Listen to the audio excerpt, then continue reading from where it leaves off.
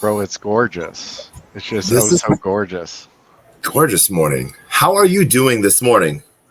I'm doing great. I'm happy to be here. I love being in the Taco Hut on Taco Tuesdays. I think this is one of the best overall like streaming experiences. Like even just seeing you get set up, um, very professional, very beautiful. Uh, it's an honor, sir. Thank you. Thank you. Thank you. That's going to be, we got to do that. It's always like an art form, and just sort of having it going is sort of, especially if I'm doing it on the road, it's completely different. So thank you. And I checked into yeah. one that was on the road, and it sounded like you were in a bit of the sticks, right? It sounded like when you hit the road, you leave civilization, which is something that I respect. It's something that you see in others. I don't know how many of these instances you allow into your life, but you should Yeah. because they're chocolatey. But like when you see others do something that you respect and you know that you'll never be that person, like I can't leave. Truly, like I can't get that far. I need a shower, like very I would say daily, just to wash off my Quite sins. two So times a I day. I can I can never venture.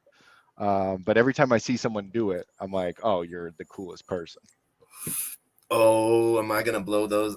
Yeah. Okay. So yes, I was like in the middle of nowheres.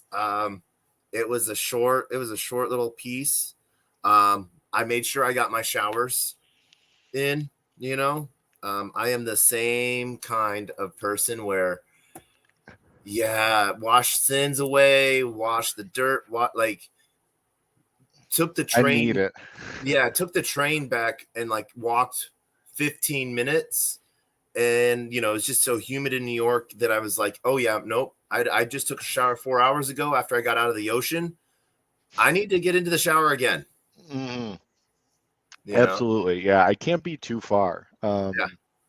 I went to a music festival. It was like, bro, after 2 years of Web3, it was like, all right, I am getting out there. Yeah. So I went to a music festival, Bonnaroo, which was fucking insane.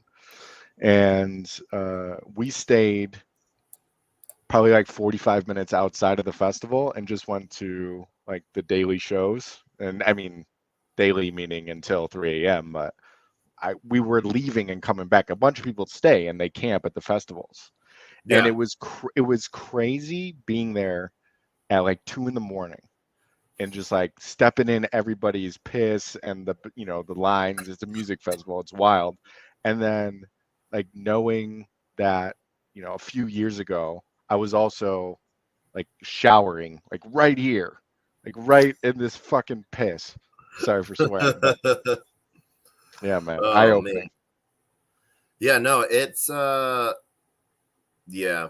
We do a lot of crazy things. This week was, just lucky, and Mhm.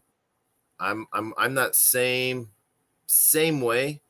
I gotta be connected. I gotta like when we stayed at a campsite the first night and realized, oh, we don't have cell phone service here. I like got the tent set up and then had to go hop back and go drive back in, 15, 20-ish minutes. I think normally would have taken like a 10-minute drive, but it took closer to a 20-minute drive just because it was so like foggy, like the Mhm. mist had just come down. Um, and so it was a blast. Um, so and literally uh got to go to sleep to the sound of a river, you know. So not a bad weekend, I think, and then Now that's floating just down pumped some in. river. Yeah. Now river sounds are just pumped in via streaming protocol. Oh, yeah. And This is gonna. Yeah. No. it's gonna It's gonna make be. for a great world. I'm not afraid. Yeah. Oh man. And what's really crazy is as much as we get deeper and deeper into technology, it seems we get a little bit more connected with both people and with the world. It seems, Hmm. Um, I think so. so I remember during COVID when COVID first happened, um, I worked. I worked in social services, and so it was hard for a lot of my clients and stuff like that. They couldn't leave and stuff like that, and so it was literally my job to find them adventures. And so, um, I almost every single Disney ride, someone has turned into a YouTube video from like a POV standpoint, so you can go ride like every single Disney ride. People have put cameras on their heads and made sure they've stayed out of the camera shot and like gone and hiked trails, and like it's just crazy. 100%. I've visited castles for sure.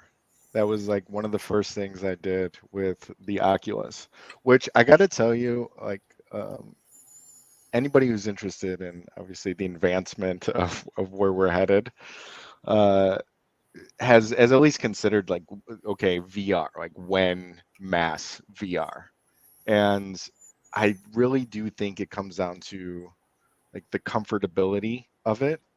Mhm. Like the Oculus, I mean, I'm bald and I have a pretty thick skull. So like I'm built for Heavy duty yeah, headwear. strapping something on. And I honestly, I just after an hour, I'm just like, man, I'm like sweating in this thing. It's I think that's the bridge. The bridge is like how compact and comfortable can you actually get it on your head to experience it. Um, and you got to think that it's going to get smaller, right? You got to think that it's going to get lighter and more nimble. And I It, think that, yeah, if there's one thing that prevents me from putting it on more, it's like, yeah, I don't want to like stay in it when I'm kind of in it, just like structurally. So as yeah, soon as it gets like, thinner, like everything has like Bluetooth speakers and TVs and, thinner, smaller, um, I think it'll be, more widely adopted. it's gonna be fun. And I say this, Google Glasses was 5-6 years ahead of its time. You know, if it came out now, that whitelist would be a mile long. Yeah. you know, Yeah, I hope I get one of the the rare traits on that Google Glasses whitelist. The pink, yeah, the pink mohawk. oh man, it's but like there you like it's gonna be there's gonna be some really cool stuff coming out. Um, and we've seen like Meta has sort of owned the you know the game so far. Positioning themselves. I don't know if they're necessarily going to be the best choice, but most widely adopted because they're giving out.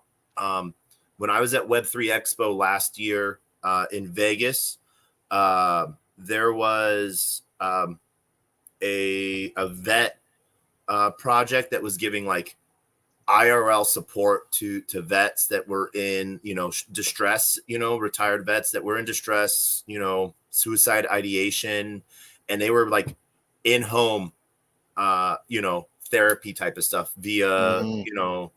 VR and stuff like that, and they had this stuff down pat. They got like a $4 million grant from Meta to just give away Oculuses, you Hmm. know, so that they could, they're like, um, someone, the way it was told to me was that like, they're like, if you can help a handful of people, this is going to be worth it. And Hmm. so they just sort of like really, really like took the game and ran with it. And I'm really That's good. surprised. Yeah. No, those are like, I guess the most proper stories to come out of the advancement of, all of this, right? Like it, we, it's scary to think like the Silicon Valley kind of money train went so thick of gold that everything about like what comes out of, Meta or the advancement of any of this is like, oh, it's carnivores. It's like capitalistic carnivores. And in reality, you know, it's not all that, let's say. Yeah, There's like, there's definitely like good. So it's good to hear like a proper story of, these going out and helping people. yeah, and that's just probably one of like a lot of different projects doing stuff like that. There's ones doing bringing them to hospices and stuff like that, so people Hmm. can either go visit with family, go visit experiences, bucket lists, and stuff like that. It is just sort of really cool. Yeah. Um, oh, but I honestly, the first time I talked with you, I was like, I could talk with you for 2 hours, dude. And it's just kind of like that flow state of energy where it's like Yeah, it doesn't take, you know, doesn't take from your energy, um, or kind of. There's people I talk to for 10 minutes and it feels like 2 hours. yeah, People that are great people that I like, but like it's just the energy is kind of effed. It's not the case on Taco Tuesdays, dude. The Taco Hut. yeah, and yeah. Um, And but I speaking of taking, I don't want to take too much of your time because you have, I don't know if I can say this, but you have a meeting in 15 minutes, I do, yeah. but we just met last Tuesday and it seems like a million things have happened since then. It's been moving. Things have been in motion. One of one art on Solana is uh, in a state of constant evolution, and I've been in Solana for 2 years and have kind of dabbled in the Degen and the art and at the end of the day, Web3 is just crazy. Web3 moves. It's why, taking off one day and going to the river, it's like, holy shit.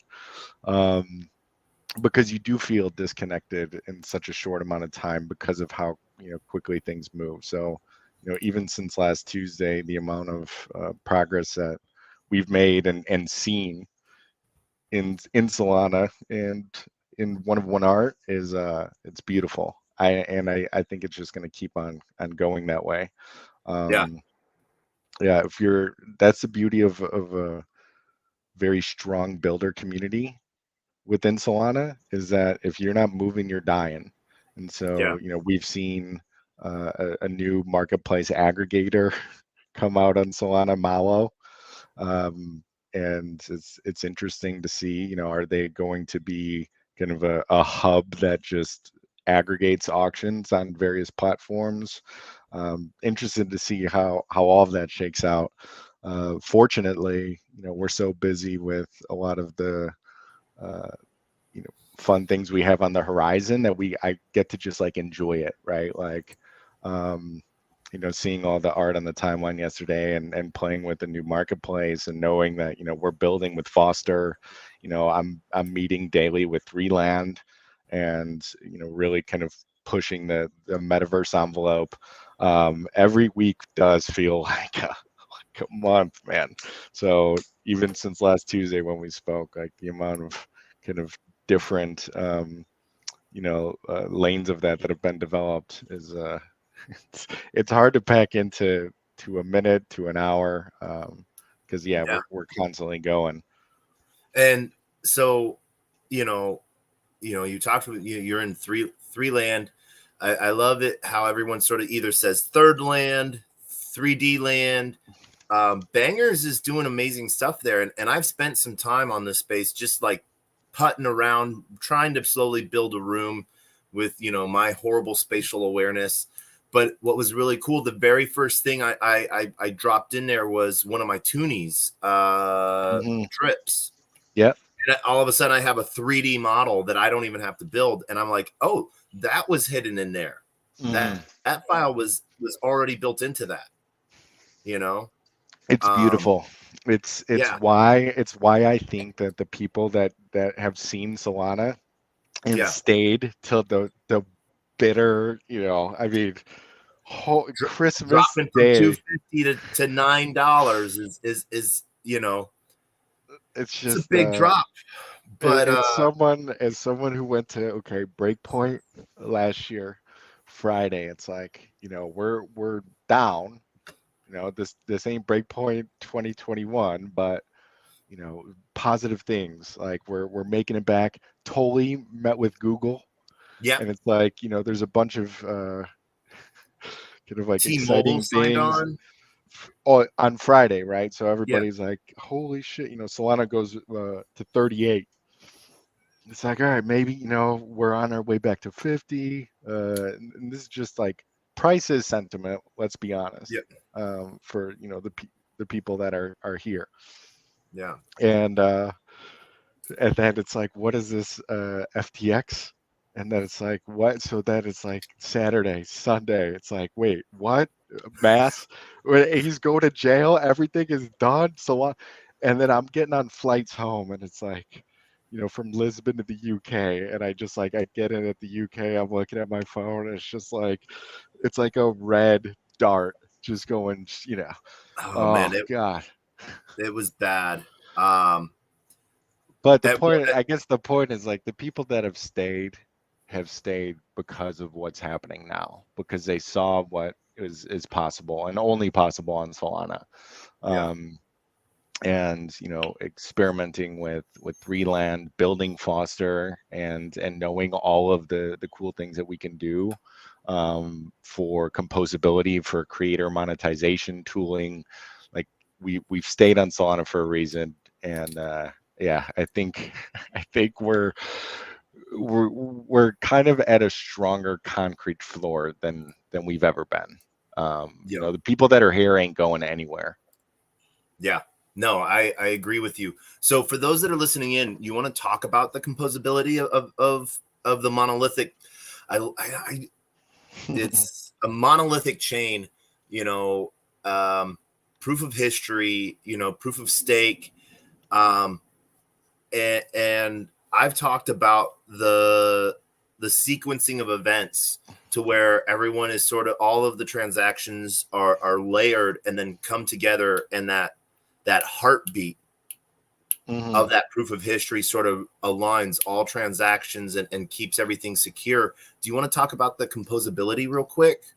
Um, I'll talk about it from kind of a product consumer end with what we're doing with NFTs. I can't imagine, especially because I only have a few minutes, but I can't imagine trying to uh, to speak to like the intricacies and the beauty of the chain. Composability from a product and kind of NFT consumer digital ownership standpoint.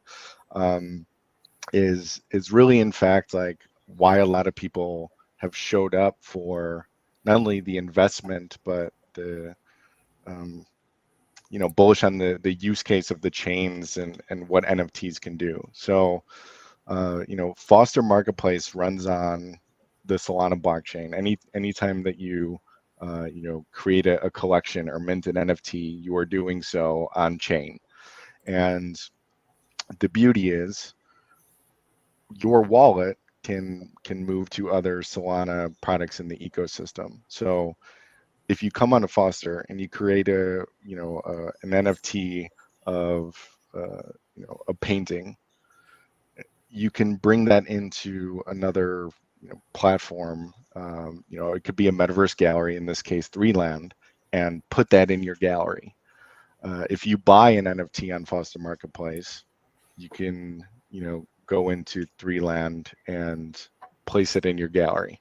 So as long as you have ownership of the asset and the metadata that it is associated with, you can effectively like use your digital ownership in ways that I think they're intended to, right? Like um, if you go to Facebook, you don't get to, load in all of your images from Instagram, in a way that like you actually own it, right? Like that's just a platform calling an API.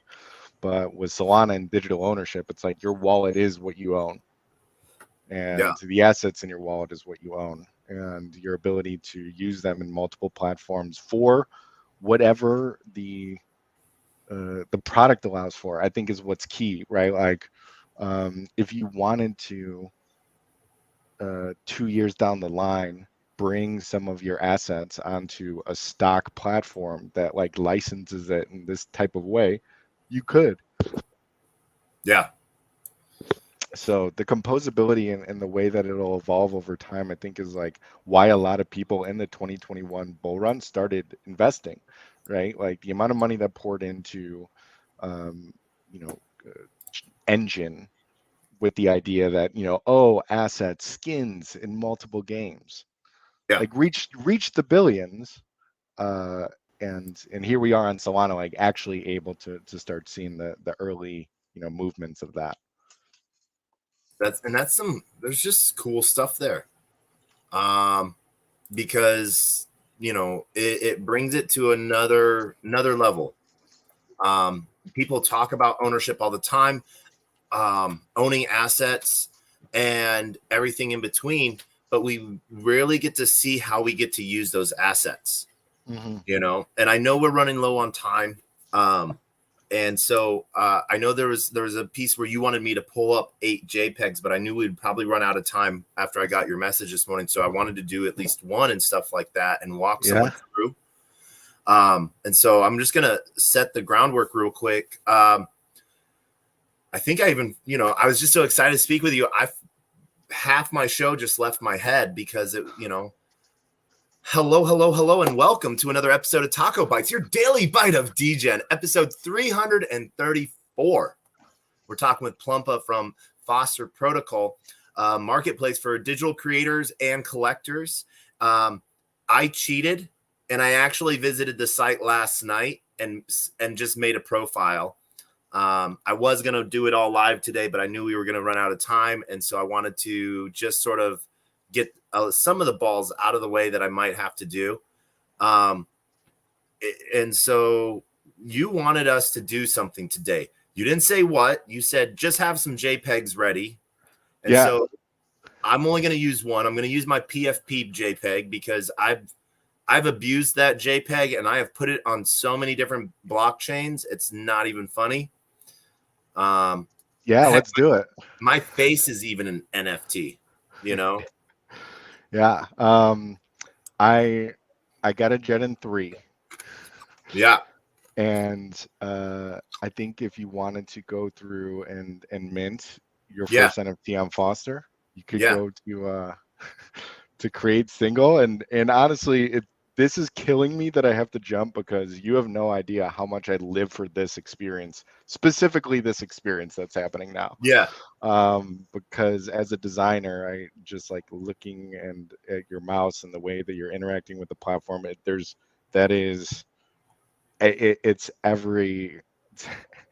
it's everything about everything for me.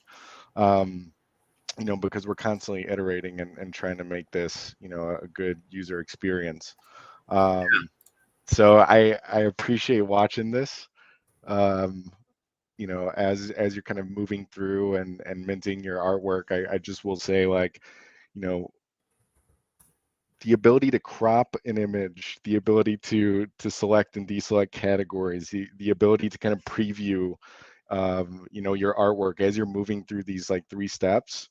This is in its like 50th form, and it'll probably reach like its most like final form after like 150, right? Like we constantly just want to make this as easy as possible, because at Foster, like, we truly want to grow the pie, and we want to make it possible for your cousin who doesn't really care about NFTs or blockchain but is an artist. Like, we want them to come onto the platform, and we want them to be on chain. So yeah, I mean, it's exciting for you to do this live. Hopefully Yeah. everything feels smooth. So far, my only question is, what is Foster House? Because it is not yet enabled. We'll get to that at another time. Yeah, but All right. yeah, And maybe that's one of our Easter eggs.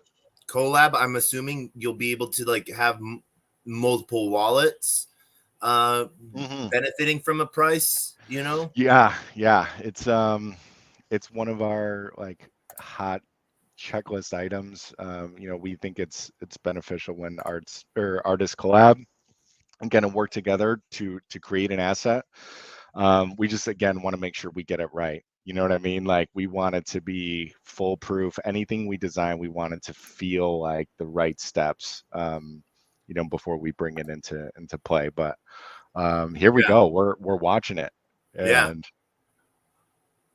it feels good to watch. I've seen. I have to hop in like 10 seconds. Yeah, and so we're gonna do this. One of the things that's been funny is I've seen when I was playing with things, you have a turkey running around as your weight screen. Yeah. Why a wild turkey? We're gonna go on this. Yeah, the Turkey Circus is the Circus Dow. It's 3D art. It's the best slept, best kept secret on Solana. So come check it out. I really have to hop on this call. All right. Come on. Let's go.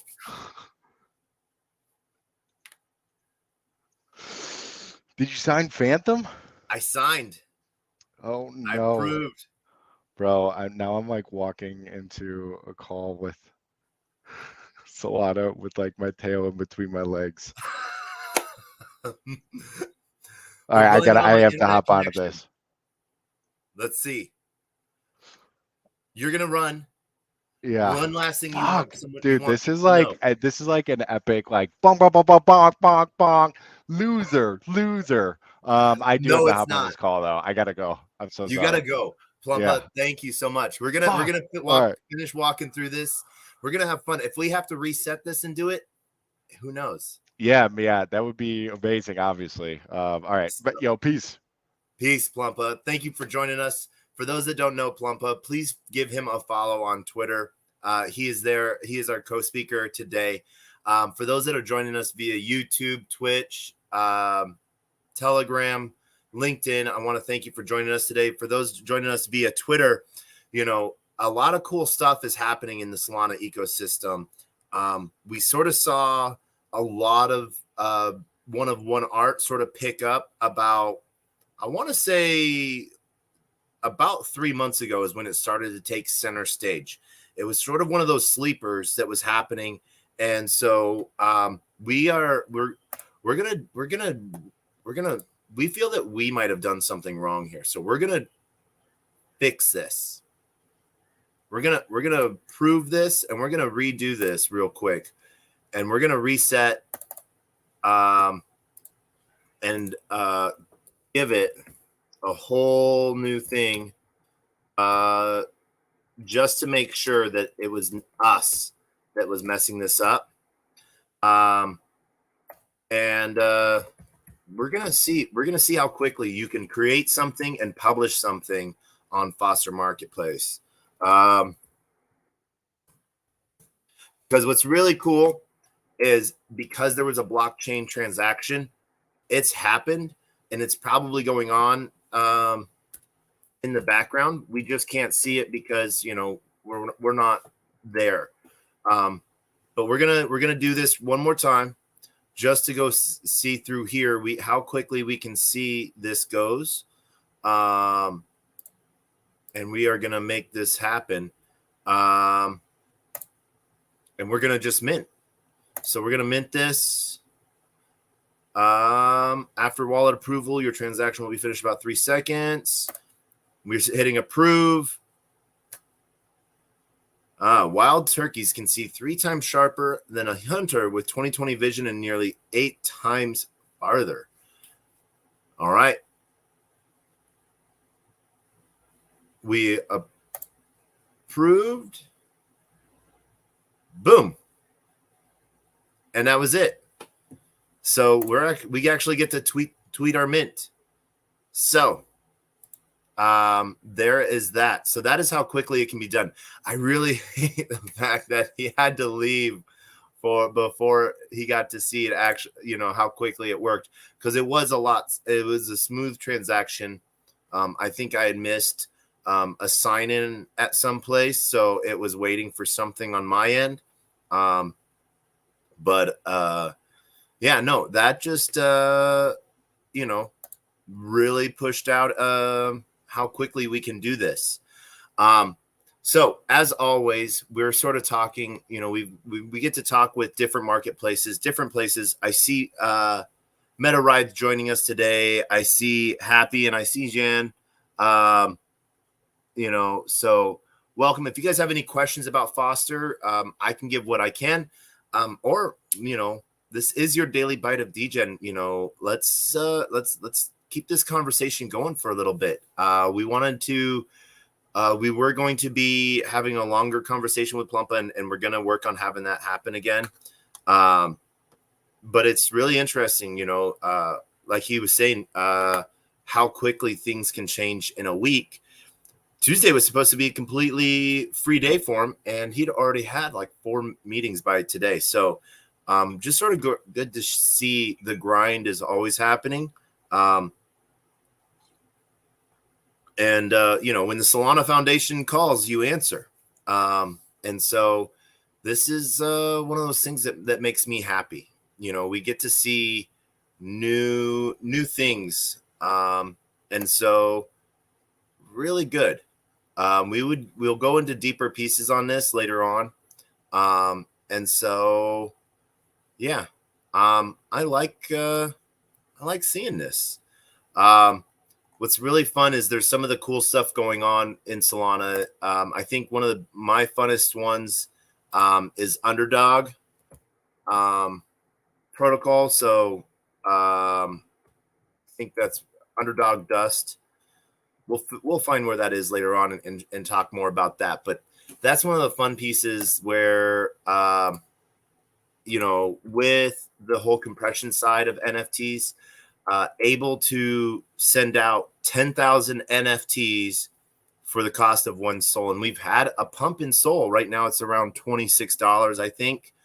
In the last 5 days, since Thursday, since XRP's, I don't know if I want to call it a landmark victory, but I will call it an ecosystem victory. Because we saw sort of with Judge Torres's ruling that open marketplace selling is not a security when the buyer doesn't know who the seller is and the seller doesn't know who the buyer is. And, where there was the institutional sales was where there was violations on how those were handled by not registering. And because they didn't register those, that didn't necessarily met security requirements. The thing that sucks is that even if XRP had applied for a securities trade, the idea of them actually achieving that and the SEC granting that is sort of hilarious that it wouldn't have happened. And so I look at it as a win for the ecosystem. I think it also gives a clearer tone to the SEC that you have to, if you're going to make rules that people have to play by, you're going to have to let people play when they attempt to play by the rules. And so I think that will bring some changes. It wasn't a complete total victory for XRP because there was 3 major points of view being discussed.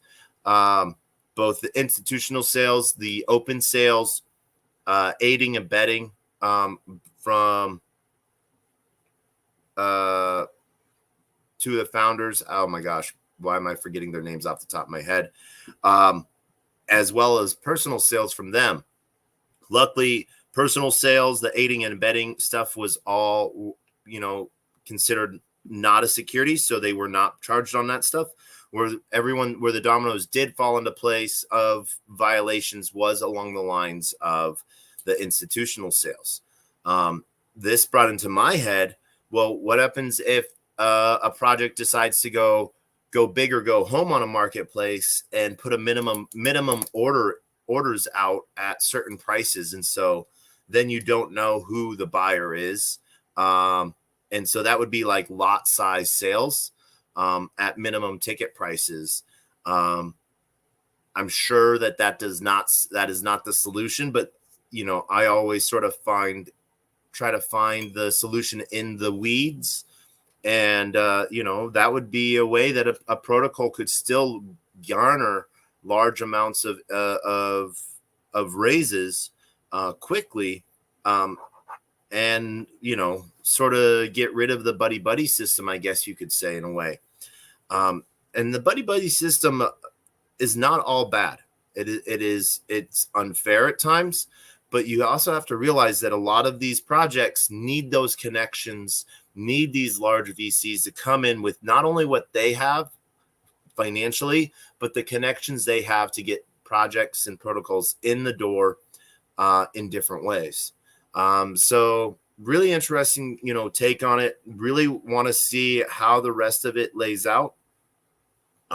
What's really interesting with the SEC case is the SEC has to wait for all the chips to finish landing before they can appeal, because if they want to appeal, they have to appeal everything. They can't just appeal one thing now, because if they do, then they can't appeal anything else. And so the SEC is waiting for the rest of the chips to land before they move forward. But the appeal process is going to be another 3 years, of this is now what has been laid out.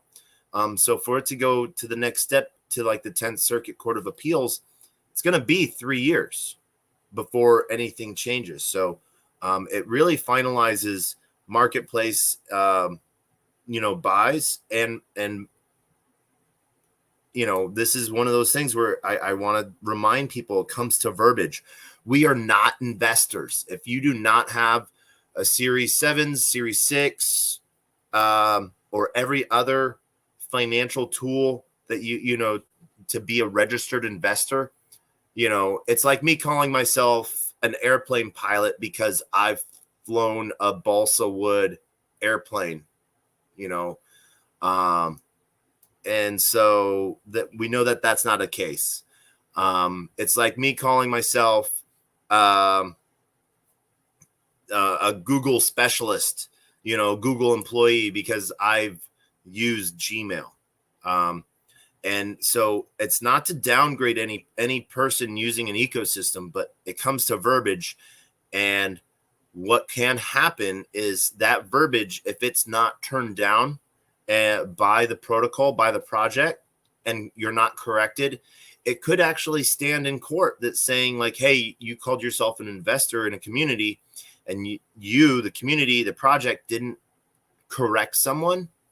Someone could then say like, oh, you say that someone said you're a security, that they're an investor in you, and you're not registered. So, and you didn't tell them otherwise. So you now have to play by these rules, and you're not going to be like that.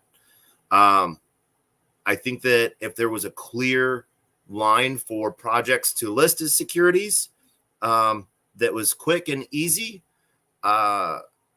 as easy as Foster's Marketplace, minting an NFT, I think that, people would line up by the hundreds to become a security.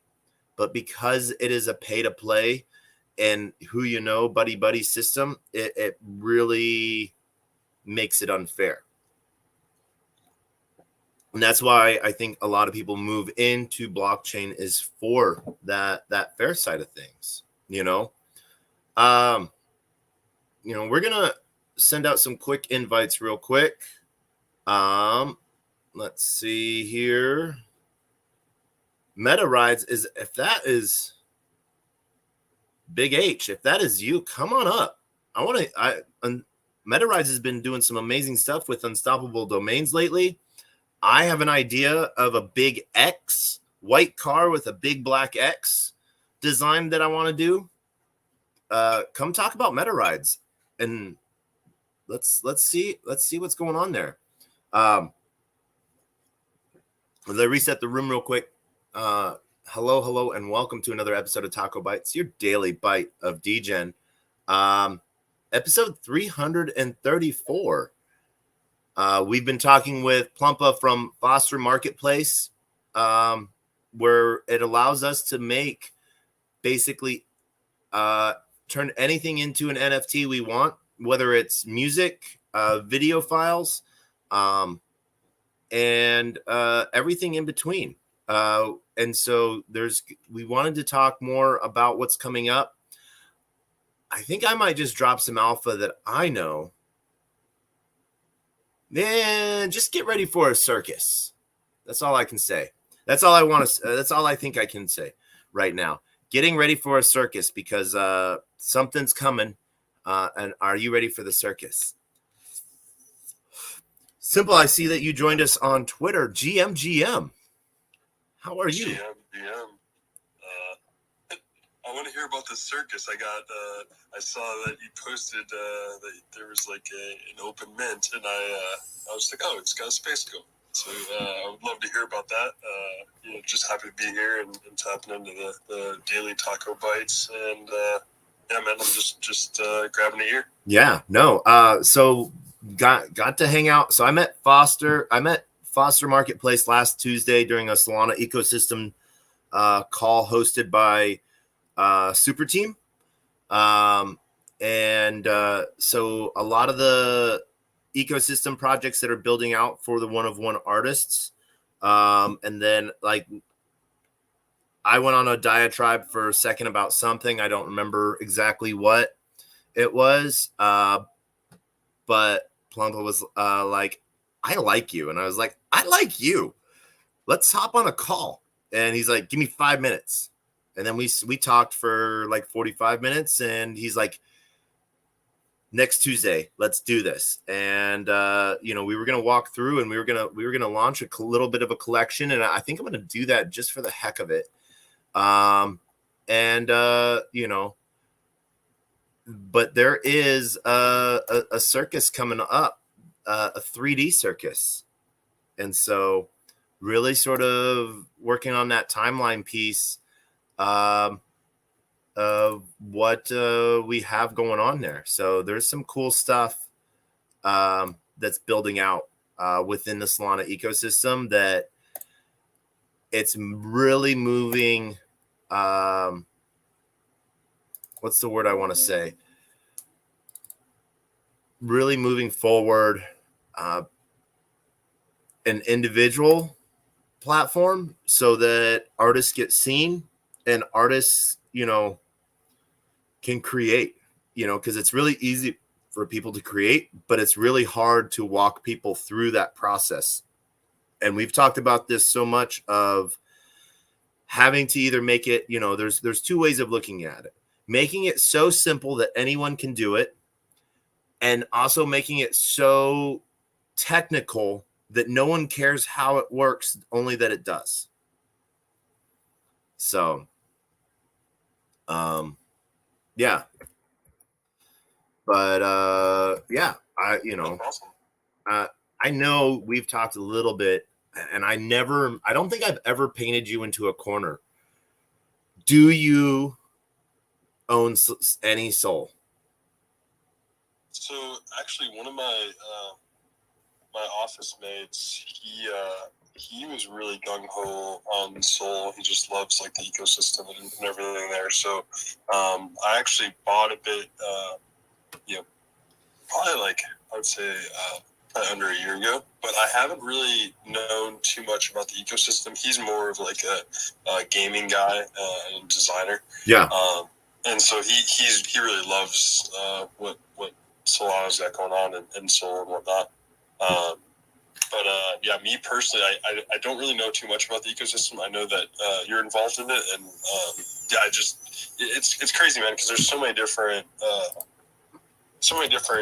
educators and people on on the World Wide Web and YouTube and Twitter and everything. Because sometimes it's hard for me to like really entrust in people as far as the information they're giving. But that's why I'm like here, because I know that you're really about it. And yeah, so I'd love to hear more about it. And is that's where everything's kind of happening right now? Is on Solana? That is, well, everything is happening everywhere. So to say that one like major things are only happening in one place, that's not true. We like. I guess I'm sorry, I didn't mean to bring in such a broad. Broad. I guess I just meant your NFT that you're launching. Oh yeah, and my NFT that I'm launching is literally just a copy of my PFP, and so because I put that on to go test out different, because on different blockchains and different ecosystems, they'll only recognize NFTs that you have on that blockchain, So I go and mint my NFT, my PFP as an NFT on that chain, like my PFP that I have now in my Hex on Twitter, the same PFP I have on Twitch, YouTube channels, everywhere. I actually got that on Gnosis chain when Gnosis chain launched. And so a while ago, but Twitter only wants to recognize ETH PFPs. And so I went and minted it, on ETH, and, it's and I've minted it on pretty much every blockchain that I can. Real quick, I just want to, and I think that's amazing, because it's just like, you're playing around and you're getting that out there. I guess, would you recommend that? Like, just kind of like for someone that's looking to release something, just kind of put it everywhere on every different blockchain?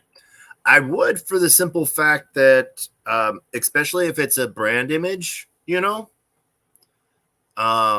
it's a PFP that you want to interact with on different chains, just like naming services, like every chain that pops up, whether I'm going to use it or not, I go and get Player One Taco as quickly as I can, just so someone else doesn't go and do that. So someone doesn't try to either sell it to me for some outrageous price or try to represent themselves as me. That makes total sense. That's awesome. That's kind of like it's definitely I needed to hear that. That's great stuff. Because sometimes you might be slow to, like, you see in my name, player1taco.eth, .sol, .lens, .elron, .near. I was slow on the .sats. Someone went and got player1taco.sats. They did. And that's one of those things where someone specifically went to do that.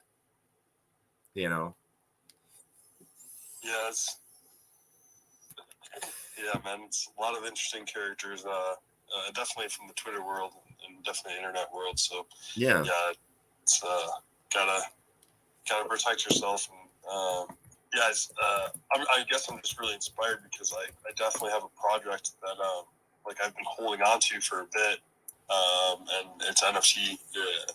It's going to be just one piece of part of a collection. I'm just I was pumped when I saw that you were releasing your PFP, and just testing some stuff out, just like a free mint and whatnot.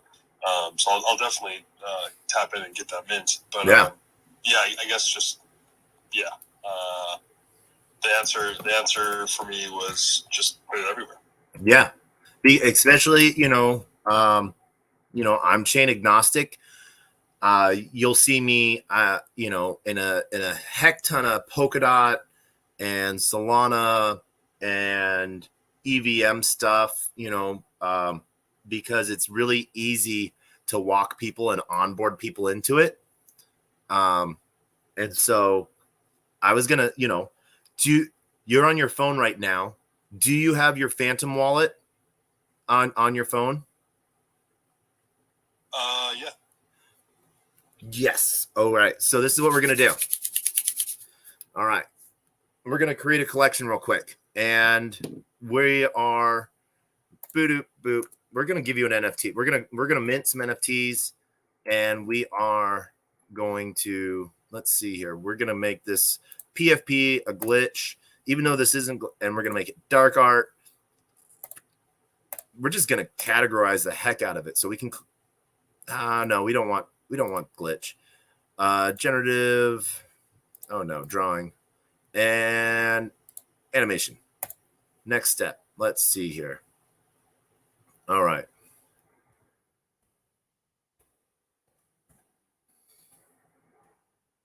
Let's see. Oh, wait. Let's cancel this. Hold on one second. Let's see. All right. Create collection. Perfect. Next step. All right. This is going to be fun. And I don't know. I think, it's crazy how many people are like just limit themselves to NFTs, because I know we both do a heck ton of NFTs in the Zen ecosystem. And, so, all right, artwork preview. Let's see here. We are going to do, yeah.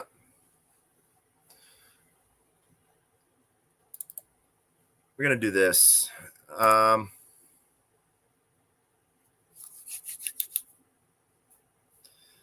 Let's see here. Let's see. It's cool. I'm seeing that you're streaming too. So yeah, to get that. That's wild. You can see it on Twitter. Cool. So I'm like seeing what you're doing.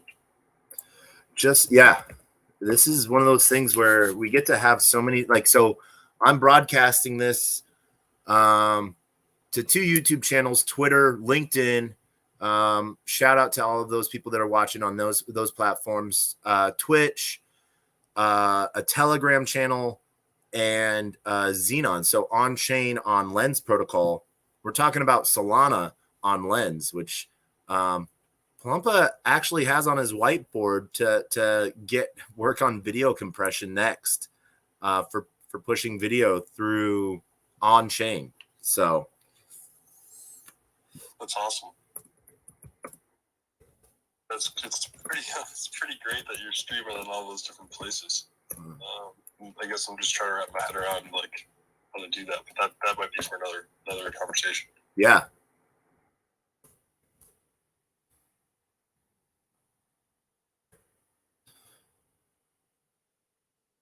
Let's see.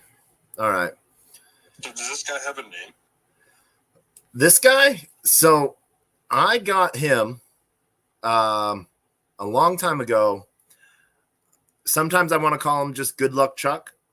But I won him on a trading competition before KuCoin had their own chain, before they had their KCC chain. And so they were doing the stuff on Gnosis, and all of his traits are based off of how my trades went for a month. And it was only given to the first 10,000 people that, scored the highest in this trading competition. And then the traits were based on your trades and how you did and everything like that. So, and where you ranked in the competition was how you,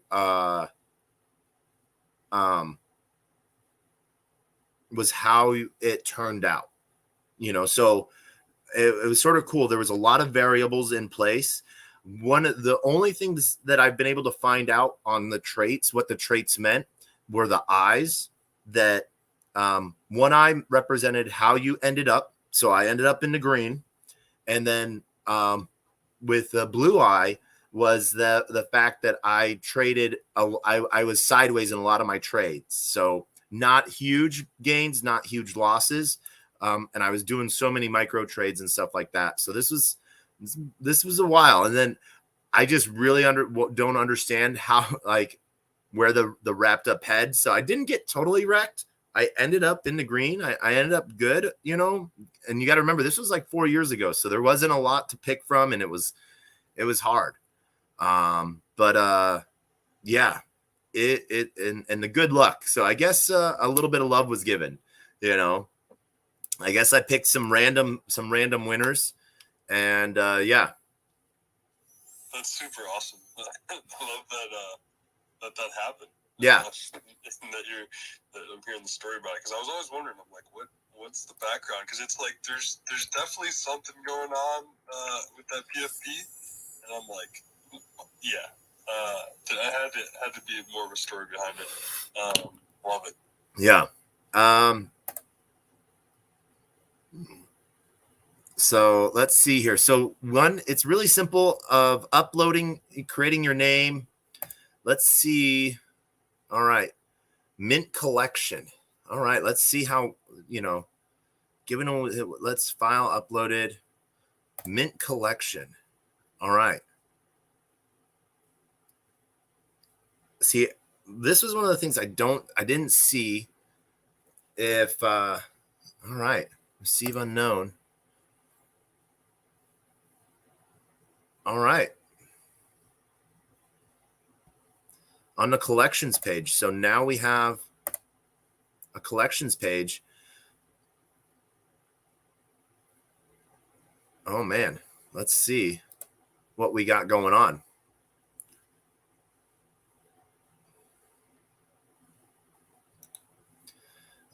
All right. So there's some cool stuff there, I think. We're going to have some fun with this. This is going to be fun. So I do like how easy of a lineup that they have here. So they have some fun with this. There's a lot of cool stuff here.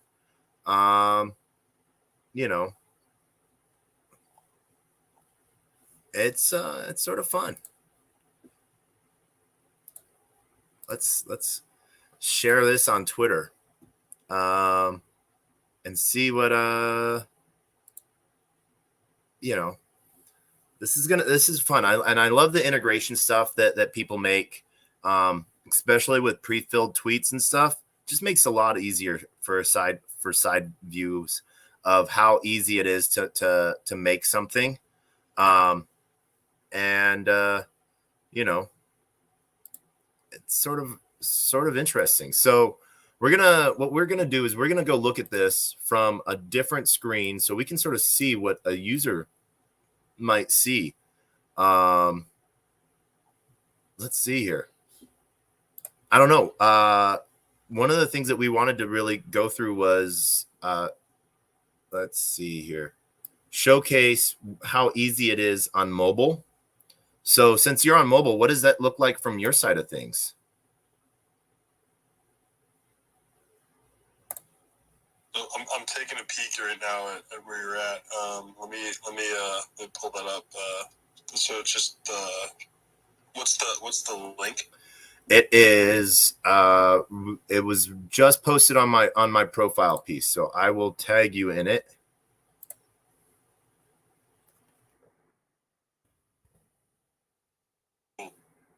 Boom. And we are going to start an auction on it.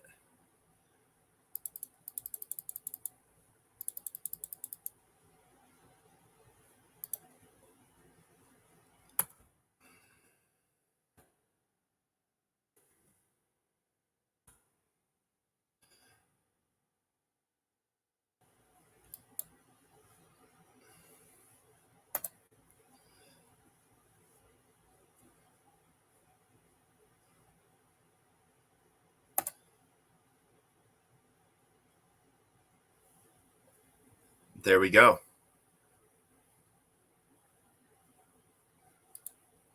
Yeah, it says I just pulled it up. It's pretty cool. It says yeah, you met player one taco.soul.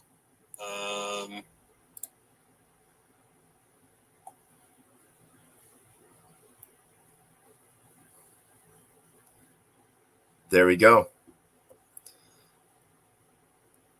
And what's really cool, what I really like about a lot of the auction spaces is I'd have to connect to another wallet. Yeah, you might have to open that up in your Phantom wallet if at a different time. as if you wanted to make a bid. Not saying you have to make a bid, but if you wanted to make a bid, Phantom is pretty cool like that. And I hope you're using Brave browser, sir. Not any Safari or Chrome stuff. Let's be safe. But no, I do like how, there's over 2,144 pieces listed. So I think that this is going to be, I really like what Foster built here. And so really giving a space to some really cool things here.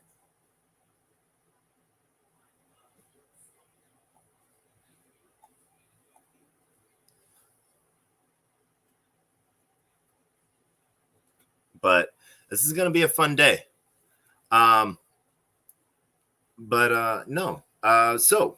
as we move on, as we always do, we sort of carry everything on. We do got a request. Boom. All right. But I do want to see if Hermie is available to come on up as well, because Hermie's been doing some amazing stuff as well. Hey, Taco, I lost connection there. Yeah, I definitely want to take a peek at all this on the desktops. Yeah. This is going to be this is some fun stuff here. So I think we're going to work on making some cool stuff, and we're going to have some fun, I do love the way how easy it is to not only create, but to find. So Turkey Circus.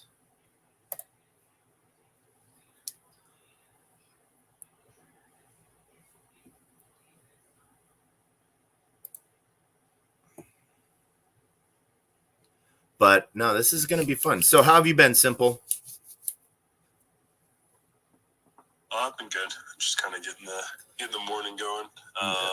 Just taking some of our community feedback and just keep moving forward. Yeah. Also understand just like just a lot of different dynamics going on. Just want to be able to be more supportive for Zen and love that ecosystem. And I mean, dude, it'd be awesome if they brought it over to Solana. I mean, or these other chains. Yeah. But yeah, that's kind of just where my head's at, and just getting the day going. Got a little kitty here, and yeah. Yeah. No, I will be honest. You have been going. This is one of the things that sort of sucks when you become a voice of a community. You go under a lot of fire from a lot of different directions, and then you question your. I'm not going to put this on you, but you end up. So I'm talking from personal experience. You end up questioning yourself of whether or not you truly are bringing value, or if you've been doing something completely wrong the entire time. And so from an outside looking in perspective, but also with a little bit of that experience, just keep doing what you're doing, man. And I would not worry about it. That would be my biggest suggestion, Yeah, I really appreciate that. It definitely means a lot. And I think it's crazy because I'm just a normal dude, just that likes Zen, and try to spread that word. And I obviously I am participating on a lot of different chains, but at the end of the day, I'm not. It's not like I'm shilling my own token or anything like that. As of yet, I mean, I've I have no idea. I mean, this new Zen Launchpad that's coming out, like that'd be cool to do something. But at the end of the day, I just yeah, I do agree with what you're saying, just as far as like that self-reflection. It's like, oh, like what am I doing? Is this like how did this happen, and how did we get here in the first place? But I think good self-reflection and good feedback. And I definitely need to look at the patterns that kind of come into play and understand the different set of people that are in the ecosystem, and I want to be able to give a voice to everyone. I think that just looking at the past and how people have behaved in certain spaces and places, I have to take that into consideration. I'm letting speakers come in, especially when we're having a guest, that I think is doing some innovative stuff, and that is, Yeah. I just need to, because I'm in real life I'm doxxed, but nobody knows who I am, and it's like, okay, and that's okay. That's just a learning lesson for myself, and just keep moving forward. But yeah, I appreciate that, and I plan on being in the Zen ecosystem for as long as it exists. I just don't know as far as what capacity and what vibration I'm really broadcasting, but I do appreciate the kind words, and I like I said, you're kind of an inspiration as well, dude, because you've been doing this for a minute, bro, appreciate that. Well, hey, thank you. No, it's it's a hard thing, and it's, you do want to give voices to everyone, because you don't know,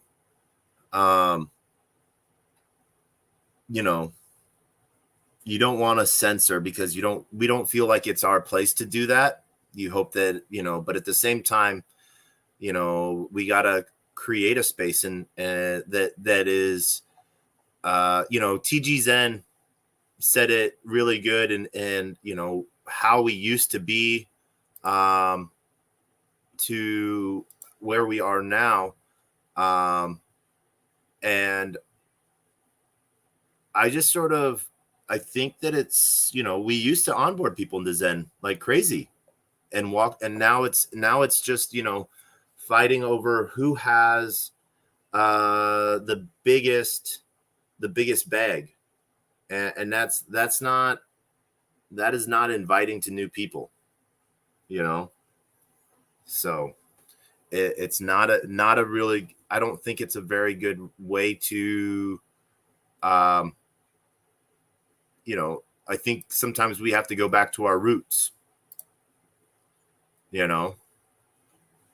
and that's sort of the 100%. Way, that is sort of the way that we can do that. Yeah, the thing that I'm still trying to wrap my head around is, being able to use this internet platform, but also the internet's great. I think, me personally, I like real life stuff, but I'm I think Twitter in and of itself, this past year with Zen and everything, has kind of got me pumped and started speaking. I find that I would like to bridge the gap more in real life, because I think that's where I'm more effective. But I think because there's so many normies, I just need to just keep a basic approach, and maybe even just start setting up events in real life, and getting them involved, and then using the internet and real life. Because I think sometimes a lot of people kind of get in this thought pattern of, oh, it's only online, but sometimes word of mouth is the greatest vehicle. Yeah. I think that if we get back to it, we'll go back to being, this is something that I think, if we go back to being a nuisance to chains, I think that would be an amazing thing, because then we're showcasing. So Side note, one of the data specs that I didn't know until last night, based on Zen, Zen has become a storage issue for a lot of chains, and that's why it's slowed so many chains down, and we get a little bit of kickbacks. 2 months ago, the Moonbeam ecosystem took up less than the chain's been running for a while and took up less than 500 gigs, and it took a year and a half to get to 500 gigs worth of data storage, because Moonbeam is not a storage chain. It's a smart contract chain. Because of Zen, the chain takes up over 2 terabytes now. And so we do get a little bit of kickback from chains and from devs for that, which is rather interesting. But we've sort of had a time to where we're going from growing to like almost not bringing new people into the know on it, So I think that's where we have to go back to. Yeah, for sure. I think it's also interesting, and I didn't realize this because with Zen, me personally, like sometimes just chart watching really just messes with my head a bit. Yeah. And that was like one of the beautiful things about Zen is like I know that it's tied to layer 1, so I can mint and like push it out, and occasionally I check. I can't lie about that, but one thing that I realized as of recently, it's like it was the all-time low, and just the other day, a few days ago, close to the all-time low, and I think just a lot of people are looking for this pump, and they're not really zooming out and looking at this in a different scope as far as like what Zen is, and kind of what you're saying, get back to the roots of it. It's like this is the logarithmic curve of the coin distribution, and right now we're in the inflationary part of that, and I think people are looking for pumps way too soon, and good things take time, and I think if we give Zen some time and keep doing what we're doing, building and making things happen, it's going to be a win for everyone. It's just I think a lot of people are short-sighted, and sometimes all times low, they suck. No one likes to lose, right? Yeah. But I think sometimes that can kind of play a factor in how people are in the internet space. But I can't judge. It's just kind of what I'm seeing from my perspective. Yeah. Let's see here. I want to do something. Want to run through something that maybe you can help me. We talked about doing this, and since you're here, you have some time? Yeah, I got a little bit of time. All right, let's get crazy here for a second. Let's see here. What do I want to do? I'm going to reset the room real quick. So GM, everyone, thank you for joining us for TacoBytes, your daily bite of Degen, episode 334.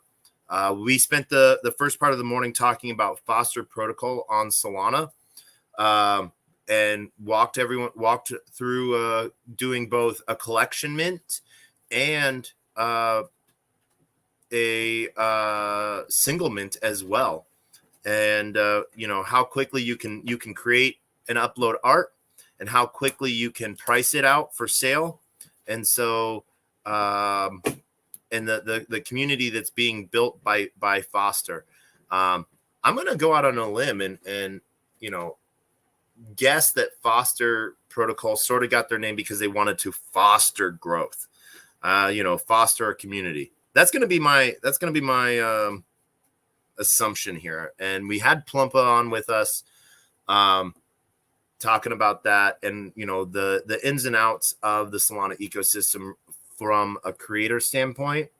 And so we're gonna sort of pivot, and we're gonna go looking at talking about Zen a little bit and some of the things that we see within there. What is what's the short term simple for Polygon Zen? It's not PZen. PZen is pulse chain. MZen. MZen, that's right. Because it is Matic. All right. MZen. All right. And then we have AVAX for AZen. And what we're doing for those that are joining us on screen and seeing the video is I'm making out a quick spreadsheet based on these different current prices of Zen and how many days it takes for profit. And profit means making more money than it cost for minting and, claiming as well. So, yeah.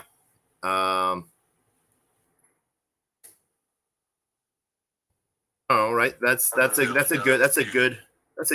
explanation of that, right? Yeah, definitely.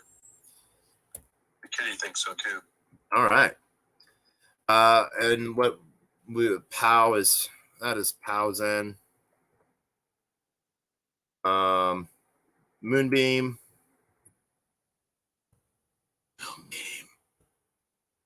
You know.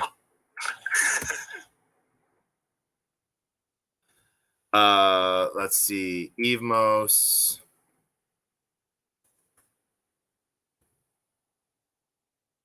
I am a little so Evmos, if we did something to where it hopped over into the Cosmos ecosystem, that'd actually be cool. What is that? EVZM. That's what we're gonna call that. FZen for FTM. Let's see here. What else do we have? I'm not even going to touch Doge Chain, but we'll do that anyway, just because we do that. That's OKX. Yeah, I don't really touch that either. OKC.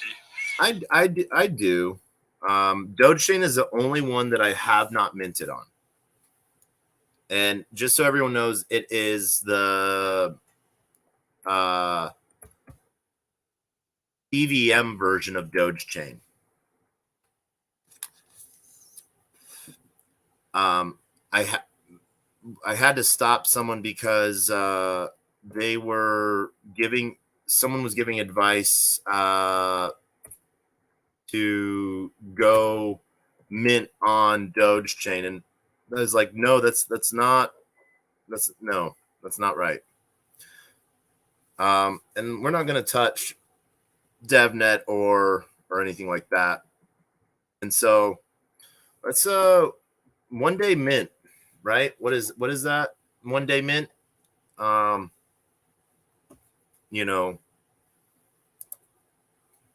Let's see here. And we need price discovery, coin market cap, right? No, we'll go Dex Screener. Ouch.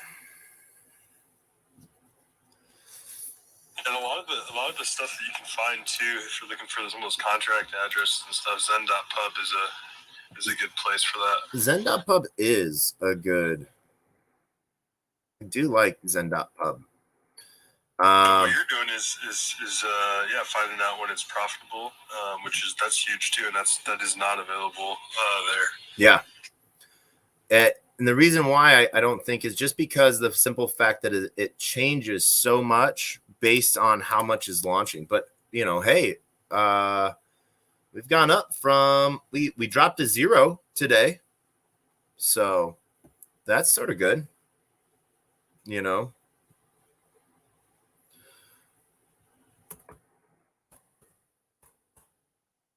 Right? Yep.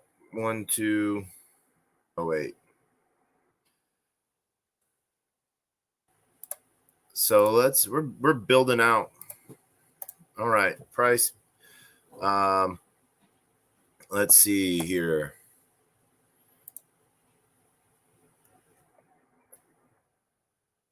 Zen on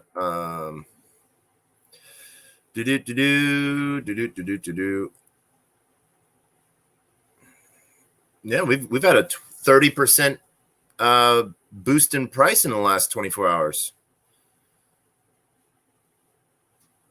Not bad. All right.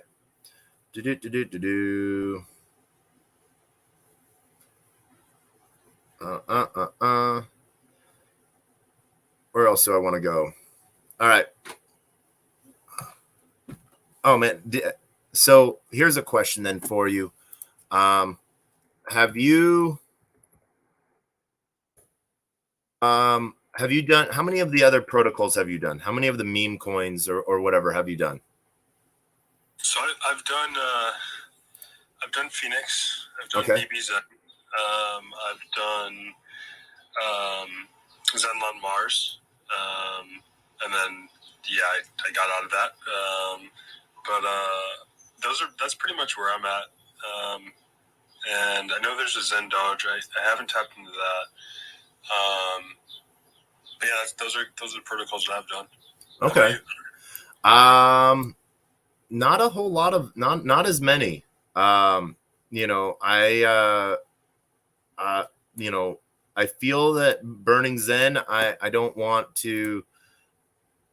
I feel that the long game might be holding on to Zen, but not everyone's in it for the long game. But I want to. I feel like I need to be. You know. Yeah, I think the old school mint as long as you can, steak as long as you can. It's like definitely like echoing in my ears right now when I hear that, because yeah, there was never, like, I think originally, like, there wasn't this idea of burning Zen. It was just like, no, make sure you're hanging on to it and staking it. Yeah, then protocols started coming out and people started wanting to burn. Yeah. Especially like the first protocol with the Zen FTs. Like I was salivating to get a Zunicorn on ETH, but at the time I think they were around like 10K, and I was just like, I can't do it. I don't have enough Zen, and I wasn't willing to market buy at that time at that price. But now I'm looking at it, I'm like, I want a Zunicorn on ETH. Yeah, no, that was one of the hard pieces, you know, of where, you know, where do you get in, you know, and so it's a hard thing to do, you know, but you know, I think that it really puts us forward on that. Let's see here. Boom. Wrap BNB. A new pool was made 3 months ago. Let's see here. We still have our 9-month-old pool because of V3. That's right. PancakeSwap launched its V3 piece. And so let's see here. All right, let's go see what price discovery is here. There is a little bit of arbitrage able to do right now between V2 and V3. You can buy cheaper and sell for more between the two. But we will look at that, and we have this price discovery here. So that is what we're going to be doing there. What is that? That is 8 zeros. 2, 3, 4, 5, 6, 7, 8. 5, 0. No, I want you as true number.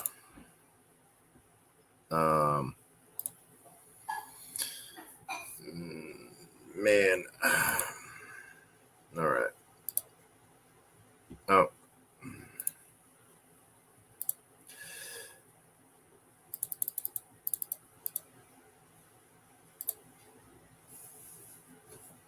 Any of the BRC20s? I have a few BRC20s. I have someone else that got the that piece for us, you know. So I don't have but yeah. So that is, you know, it's an interesting aspect there. I like it.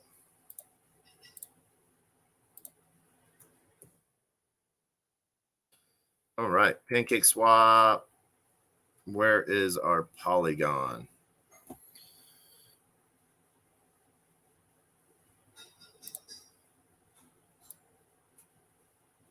All right.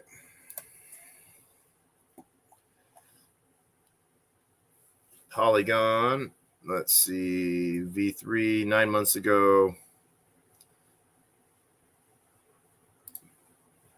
All right.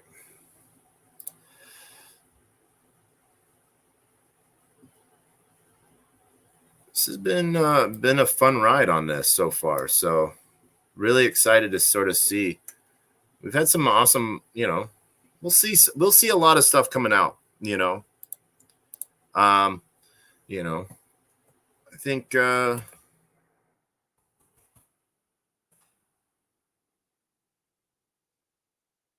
what is that? That's 5, 6, 7, 8, 5, 3, 7, 6. I don't know. What are you looking forward to? I'm looking forward to this bridge, this VMPX bridge. I'm also looking forward to more of this bitmap stuff to be built out. Looking forward to this launchpad. Yeah. This the Zenify. I think that's going to be a really strong protocol. This TG Zen should be cool. I think I think there's a lot of great projects that are coming out, and we're just gonna have to wait and see what the market does and what the users burn for and get involved in. Right? I know everyone's like building like these tokens for other tokens, everything like that. I would really love to see something built out where I don't know, like just I don't really know the term to use for it, but just like I guess more utilities. Okay. Versus other tokens. You know, I can appreciate, you know, the burning and everything like that, but maybe utility. Now, when you say that, what, like, when, you know, when I hear people ask for utility, what are you looking for? Yeah, I guess the ability to build, and that's really why I think this, like, the build for like rookies like myself, when it comes to like a technical side, I'm not really too technical. I've kind of just a lot of my understanding for the crypto space came from Richard Hart and a lot of things he was preaching, and then when Jack started spreading some light on just some of the things that were being said in that ecosystem, and some of the echo chambers and things like that, it had me zoom out a little bit more, and then just going on this ride with Zen and being able to mint on like 12 different chains. That's pretty much like how like I'm in this game and learning about it, but I don't really know how to build in the same way that a lot of other like guys that can just like write code and things like that, like build in that manner. Mm-hmm. And I think it would just be great this launch pad for everyday people to be able to build on top of Zen. So I think that is kind of one of the things, like it's going to be great, like as far as like the utility umbrella. But I would also say like just basic stuff where maybe it's I don't even know if it's going under utility, but like being able to use your Zen to burn for music or burn for these other offerings, or like a marketplace or something like that, you know? Yeah. Yeah. It is something cool. Ooh, we've got some price action on Moonbeam, up 53%. Zen in the last 24 hours.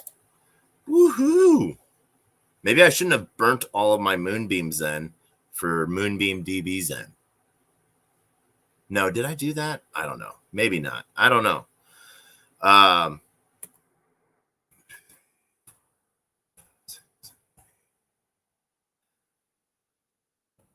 right. But we got some cool stuff coming up, you know. Yeah, we got some cool pools coming up. So we've had $1,000 of volume in 24 hours. So let's go.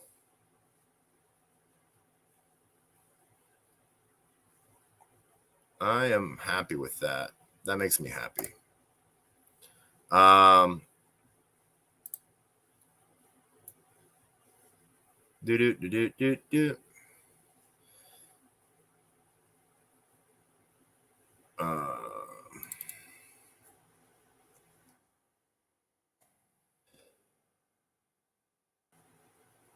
All right, so let's see here. All right, what else do you think we're going to need on this page for it to be easily readable for people, other than price, native price?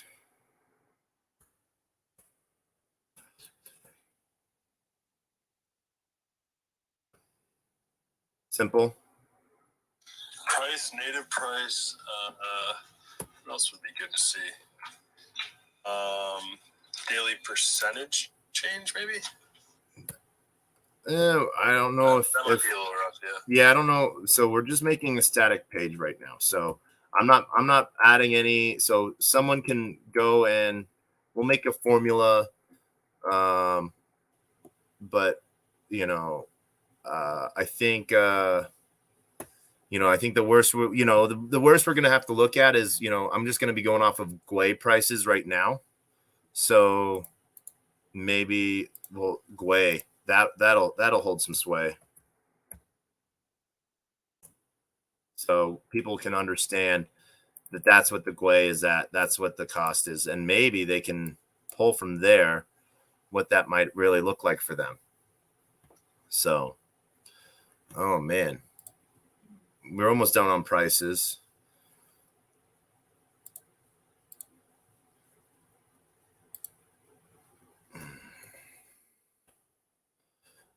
But no, this is one of those things where we have two different liquidity pools. Which one do we want? We want Spooky Swap.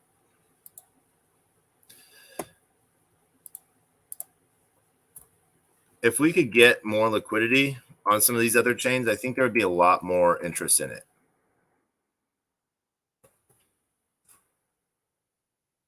Yeah, I think that's the tough part right now is and just speaking on avalanches, there's you can have a certain amount of Zen that comes up in mints, but you're not actually able to get that out if there's no liquidity for it. And so then I think from that perspective, it makes a lot of people burn, which I think, again, burning for X1, I think is a beautiful thing.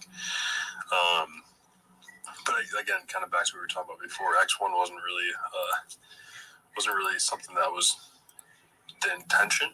Yeah. But I think it's a great way to incorporate burn and give burn more value. Which I wonder, maybe you can kind of chime in on this. What do you think is going to happen, like after X1 comes out, with the burns? Like, because people are right now, I think there's incentive to burn for the X1 allocation. Yeah. But when it comes out, like, why would people want to burn their Zen? Because they probably wouldn't receive X1 allocation. Well, I think there would still be X1 allocation because that's being derived for. So, because one of the things that Jack said was that not everyone might not claim their X1. They might not burn Zen, so then that becomes an economic play there as well, so pulling in economic theory, do you call that note in, so to speak,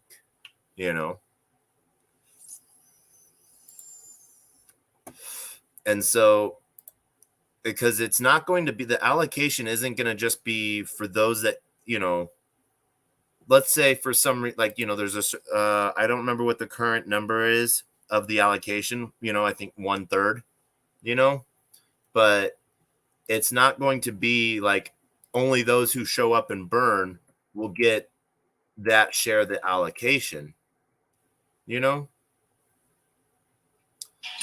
for sure. So, but I guess I just mean like, yeah, because for the burn receipts, I guess that's like one of the ways where you can get X1 allocation, right? Yeah. And so I wonder how long that burn receipt, how long that period will be. Yeah, that'll be interesting to see there. I will, I am interested in seeing what really comes out of that, how people end up using that will be really interesting. So,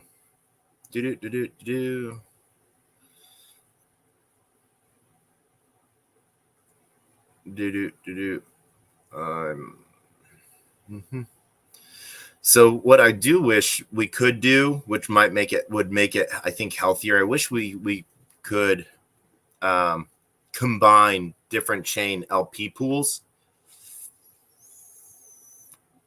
so that it was more, rather than having two different pools, that it was combined, combined into one. And I think that's why I like V3 stuff, is because rather than V2, is because then from that aspect, you can really sort of see better price action for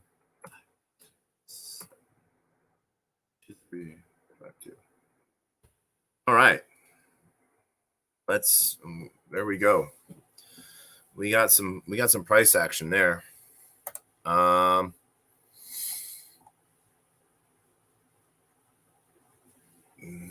Let's see here. What else do we want to look at? We want to look at CoinMarketCap.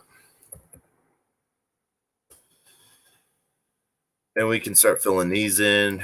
Oh, we've had some dips on some prices. That's okay.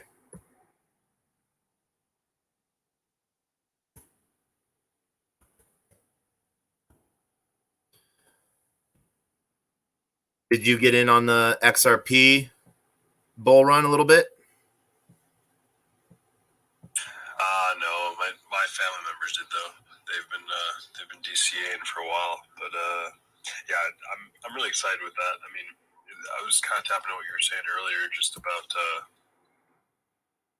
how it takes a little time for SEC to land, or to be able to come to conclusions and understand how things are going to work for these other cryptos. But I think it's pretty bullish for everyone. Yeah. Did you ride a little wave there? Oh yeah, I went into futures on that. Made some JPEG money. Yeah. So made some JPEG money. I like that. Yeah. So it was sort of it was sort of what writing that in.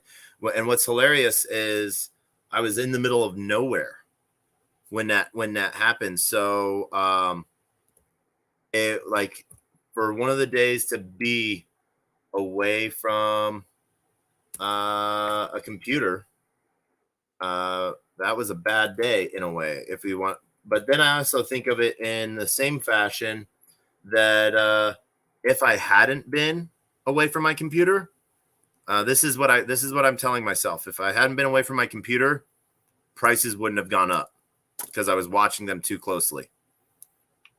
So I wanted to help the entire ecosystem, and support. So that's how I did it.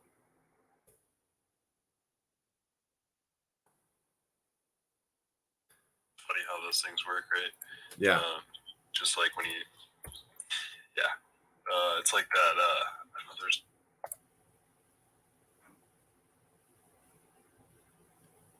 You disappeared there.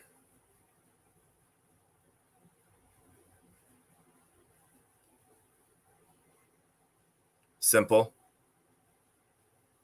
Oh, you muted. Can you hear me now? I can hear you now. Yeah.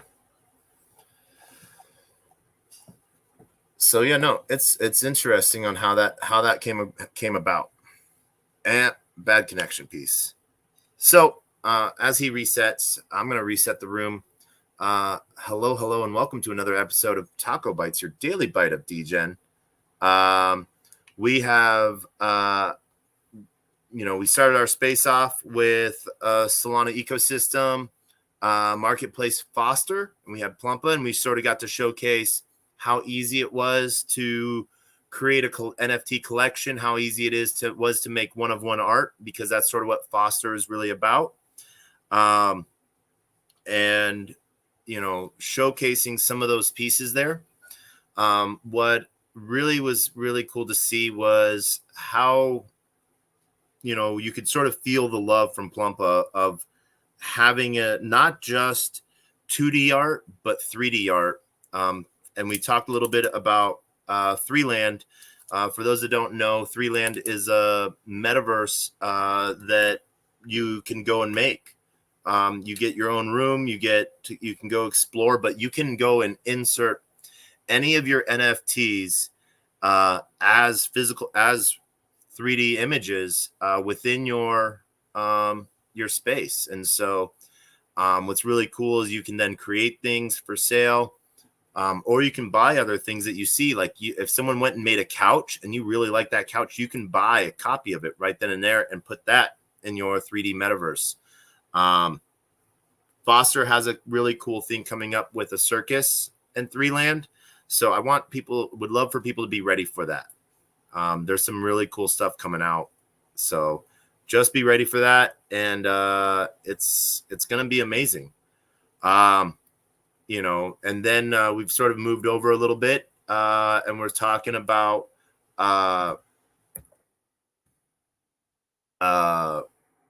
Zen and price discovery. But then some of the aspects of holding spaces and just sort of making sure that you're not the kind of sensor that we all talk about.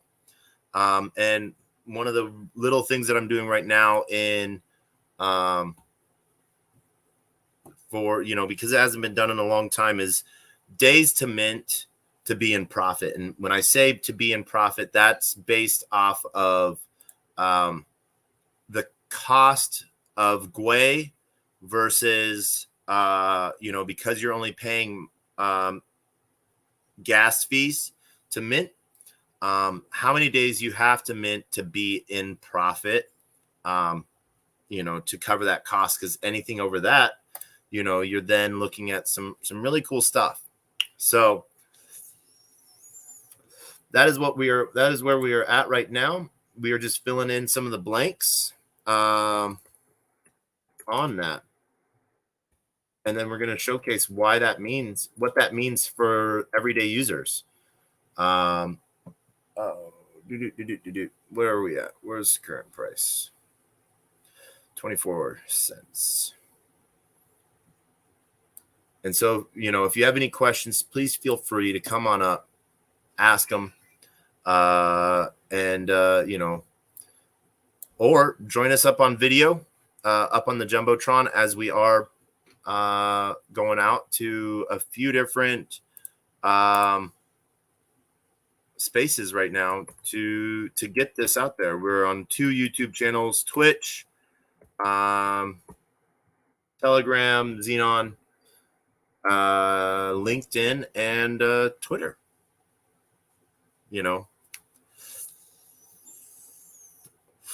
So And if you have any questions, please feel free.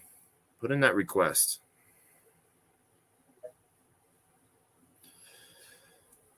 GM kid. GM. Yo, you're all over the place, man. In what way? Like you're all on platforms. That's what's up. Oh yeah, man. It's one of those things, creating daily content has been a fun thing that I've been doing now for 5 years. TacoBytes is coming up on a year. So, it's just, the next big thing is, I'm going to be working to partner with an actual radio station.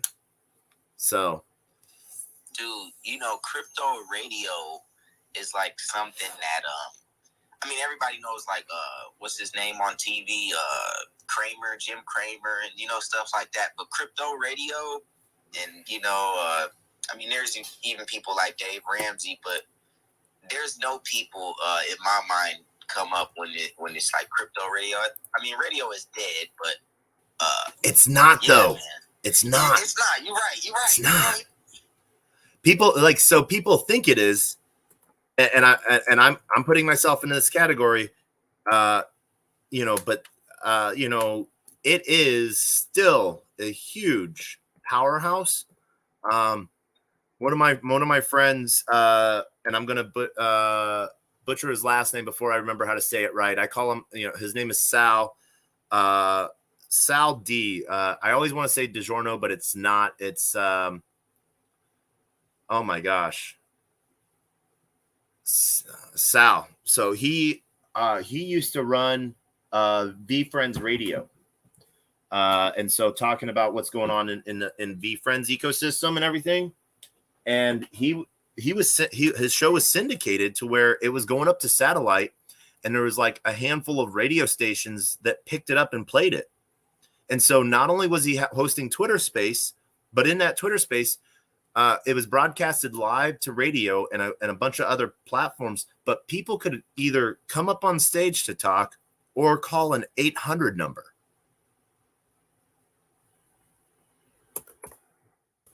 Yes, you got the right idea, man. Like this call-in show, it's the same format you kind of got now. Like come up to the stage, ask a question, and just the radio gives you that ultimate streamline of viewers and everything. But yeah, wow, man, I haven't heard anybody think anything creative like that in a minute. Yeah, it's one of those things where it's just slow sometimes. So sometimes it doesn't seem like it's going anywhere, but things get built. It's a fun piece there. Yeah, and I love talk radio. So, wow, this is actually a really, really awesome idea. Yeah. But, and I think it really gives people a chance to sort of see what, people can ask those questions that they normally would never ask, and what we might already all know, but someone just doesn't know, and we sort of got to be that voice, So, but how have you been doing, man? How's your week been so far? Man, it's good. I'm trying to get the work week done so I can, rest. But other than that, it's the normal week, man. Okay. I want DB's in to come out though next month, so DB's NFT, so I'm a little giddy. Yeah. All right. I've seen some really cool. I've gone through the white papers a few times, waiting to see what else comes out on that. I don't know. I feel that there's a lot of gamification in there, which, there's a lot of movement that, different things. What do you have a game plan yet? Or are you just going to go in it? Okay. So, I read the white paper, but I guess I didn't read it good enough because Raz when he came in, he said, if you unstake your DXN from the DBs NFT, you're gonna pay protocol fees, and if you stake it, you're gonna pay protocol fees as well. So when I factored that in, I'm like, wow. So anytime you enter or exit, you gotta feed the system. Yeah. It just really got me thinking, like, should I hurry up and just get a position, or should I wait and like slowly creep in? And what worked for me last time, I got in on DXN day one on every other chain. So what helped me is actually getting in early, because I got so many tokens early on that even if I didn't burn, I was still able to keep up with that dilution. So I think I might just go, full steam ahead. Okay. I will be honest. I think I waited too long to get into DB Zen, just because I was like, I want to just see everyone burn Zen, to where now I do DB Zen on a whole bunch of other chains. I don't do ETH DB Zen too much, just because I feel like that is Grail stuff right now. I just sort of I'm excited to see what it does, So yeah, you see it, man, on Moonbeam and AVAX. I actually love DXN on the smaller chains than I do like it on ETH. It just gives you so much. Avalanche has been through one bull market, and Moonbeam hasn't been through one. Evmos hasn't been through one. So those are tokens. I'm like, yo, imagine taking these tokens through the bull run with DBZen. Oh man, we get the privilege to do like the best stuff in the crypto community, man. Yeah. Well, heck, Moonbeam Zen is up 50% in the last 24 hours. So that makes me a little happy. We're gonna see what that does, and how that really, what that does for everything.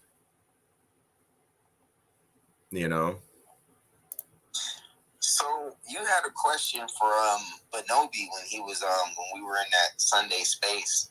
I don't know if it was directed towards anybody, but you said you really liked when DXN was going to be burned for X1, and I really like that as well. I think like that's the ultimate way to collab with these developers, is to integrate. Oh no, that wasn't for Bonobi. That was for one of there's 5 projects coming out. Oh my gosh, which one was it? I think it was the Zenify. Yeah, so VF Zen. Oh yeah. Where it was going to be burning Zen and DB Zen. I think that was the protocol, and then they responded back like, we listened to the community and we're not going to burn DB Zen. I was like, why not?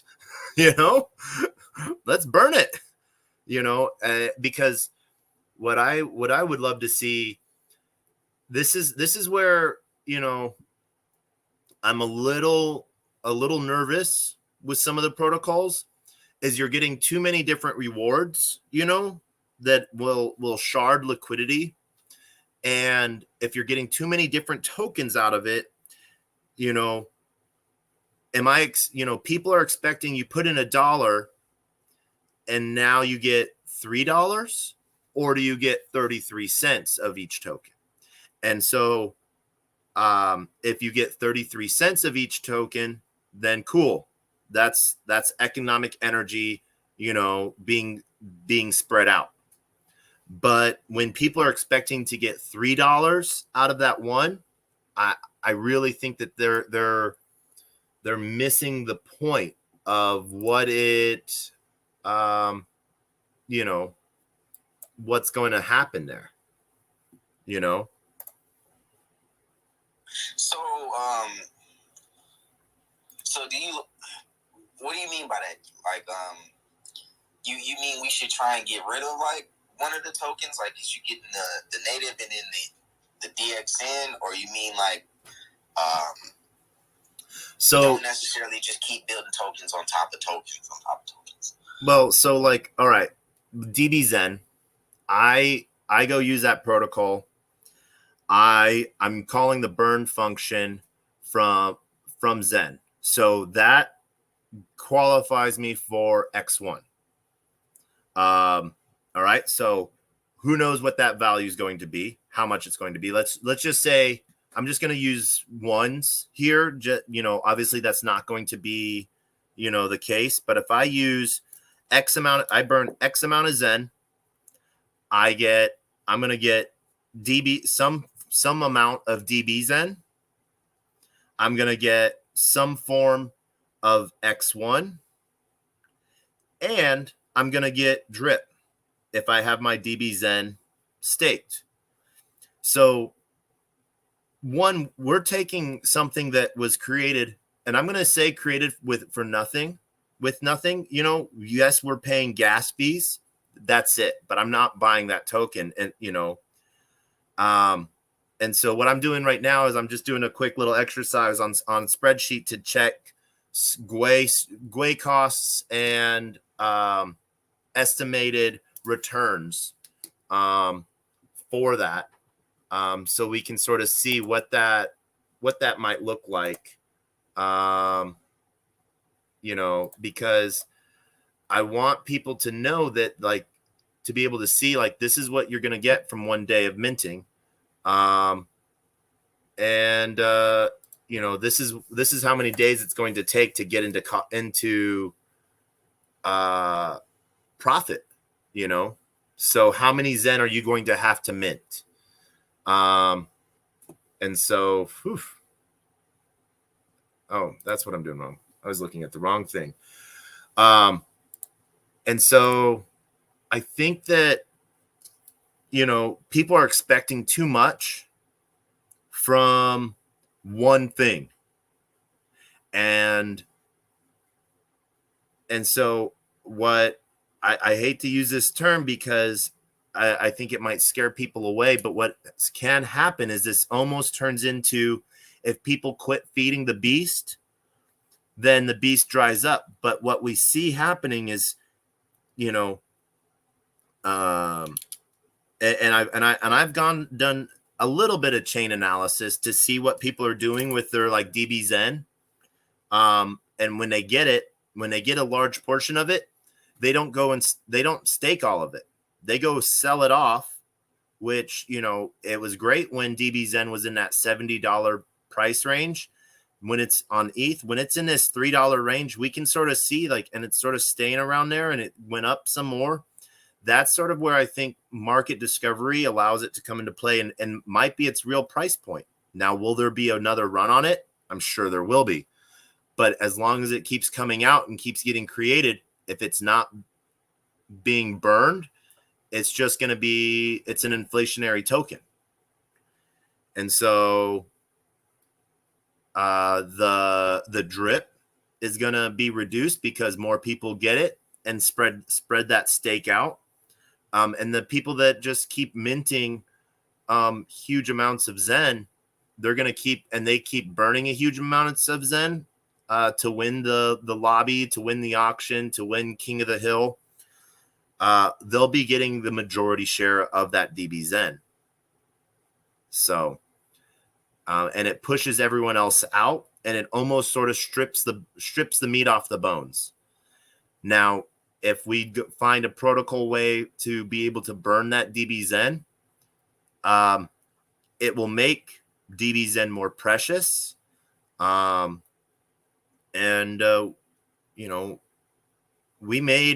Zen made ETH had a major hand of making ETH ultrasound money a lot faster than any other protocol was doing. So if we are able to incentivize burning like we've been doing, then I think that we can make things profitable again for everyone. And, if you make profit on, of $1, that's better than most banking institution pieces. So that's where I sort of think that there's an interesting piece there. Right. Yeah. DXN is crazy how much utility it presents. So how do you feel about Phoenix? That's what I'm interested in here now. So Phoenix, okay. I have sat down to go. I've read through Phoenix a few times, and I know Joe. I've got to meet him. I've got to break bread with him. I really, really like him. He is freaking smart as heck. I think it's one of those things where he might have made it a little too technical. Because there's not an easy walkthrough on the website. You have to go to you have to do one thing on one tab, then you have to go to another tab, then you have to go back to another tab, and then also then you could go mint Zen through the protocol too. But like if it was cleaned up to where this is the easy flow and this is what each thing means, I think that a UI redesign might be really helpful to it. I participated in it.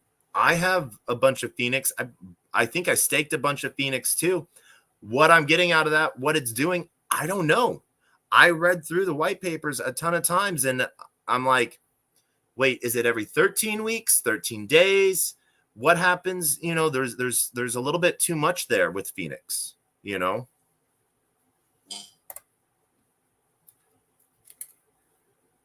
And it's not a bad thing. No, you're right. Like I come from Hex, so yeah. I don't know if it's that allows me to I guess easier understand Phoenix, but man, it does have to be simplified. I don't know how, I don't know where, but maybe it's because it's so similar to a project that he's already involved in. Maybe he kind of just skipped a step and was like, let's get here and not go to the the easier, more trends. Because the website, all of those tabs, I don't really like that either. I would prefer to have everything within like a dashboard or Yeah. And so I think I think one of the things that I wish that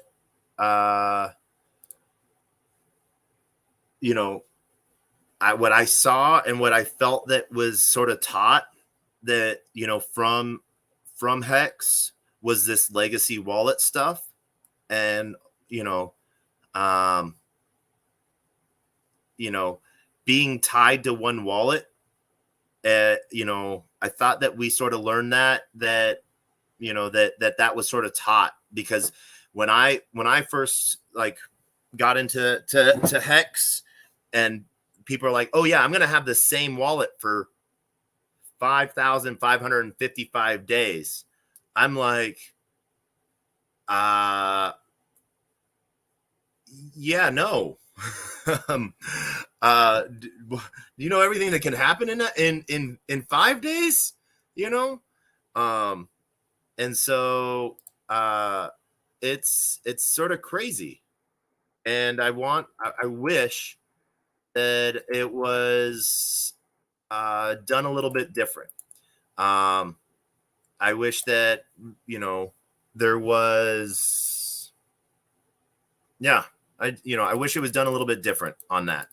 How different, I don't know, but it's something interesting to see there.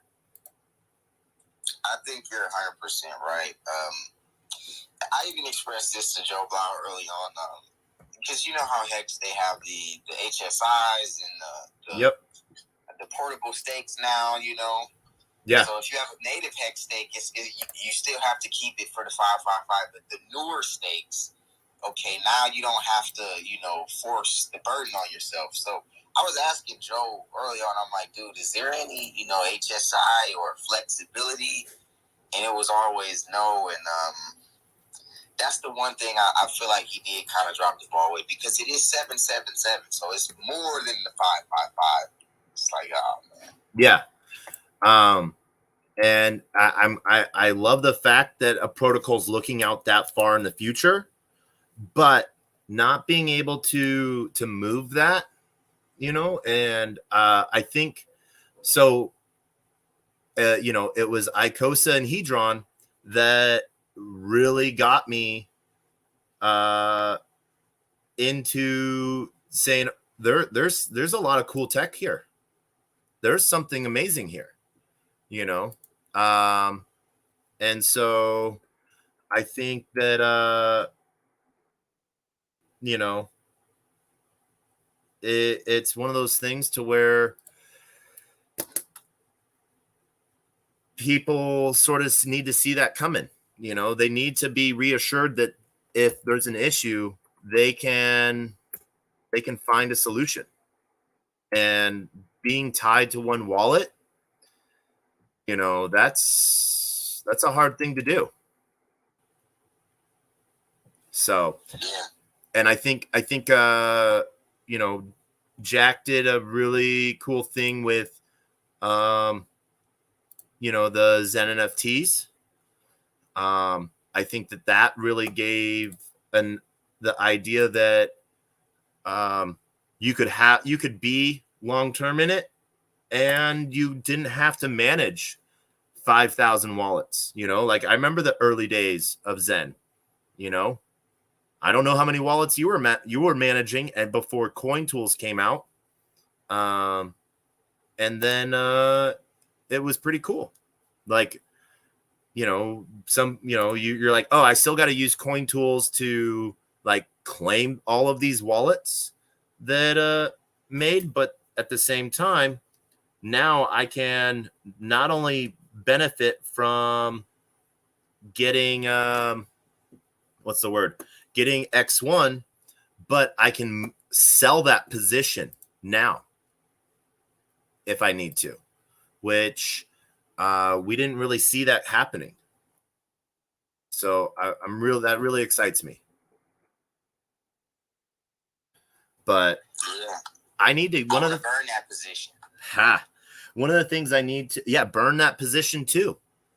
One of the things I need to work on getting is I've been in contact with Zen Garbage Dump protocol, the new one launching, and they're like, hey, our English is horrible. Can you help us get a translator? And I'm like, that is one of the things I'm working on right now is as a translator. So what language do they speak? Chinese. Oh shit! Wow. So one of the hardest languages to speak. Okay. Yeah. Well, and not only with that, but it's one of the things to where getting okay, Glay is the 3 there. So getting someone that's crypto native so that they can understand the translations back and forth in questions. So that'll be the fun piece there. So I don't know the full gist of the Zen Garbage Dump. I know about the Zenify, and I think you mentioned one other thing. But what is this Zen Garbage Dump? I'm interested. So all of the meme coins or all of the tokens that have been created out of the Zen ecosystem, you can go and burn them in one place. So if you have some DB Zen, you have some Xenon, you have some Exlon, you have some Zen Doge, all of the other ones that have sort of come out about it, you know. So this is like the recycling bin. Okay, I got you. I get where they're. And then there's going to be a token off of that. So, what I sort of like about that is, you know, cool. If I burn, you know, $30 worth of DB Zen or I burn $30 worth of Zen, I'm going to get the same amount of, GD Zen or, garbage dump Zen. So that will be one of the really cool things with that, I think. Same thing like with what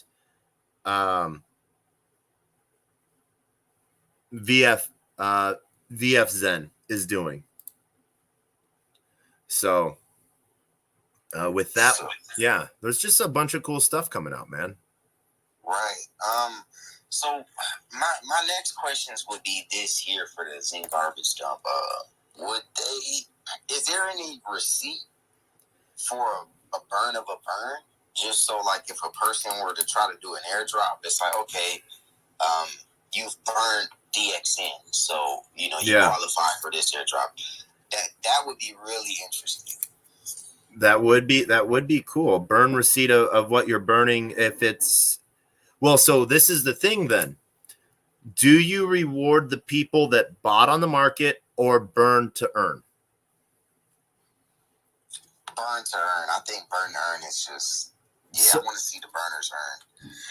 Because what we've seen, and this was one of the things, was those who minted Zen NFTs will, they get the X1. So I could mint a Zen NFT and then go sell it. But then I'm the one that put in that initial work. So I benefit from X1. So, but what we've seen is a lot of people go and buy DBZen and, then I guess what would be cool is what would have been an interesting thing with DBZen is, so how you get your DBZen drip automatically based off of your burn rewards, and it's put into that one little protocol piece where it says it's staked until you unstake it. What if that he had made it to where if you had unstaked it, no longer qualified for the drip? Because then you sold it and whoever might have bought it didn't put in the initial effort. Like all of your drip? Yeah, well, I'm sure there would be like, a way to make it to where if you bought DBZen on open market and staked it, it would be in a different contract, but it only like qualified for 25% of the power. Well, it kind of works like that, but it's not.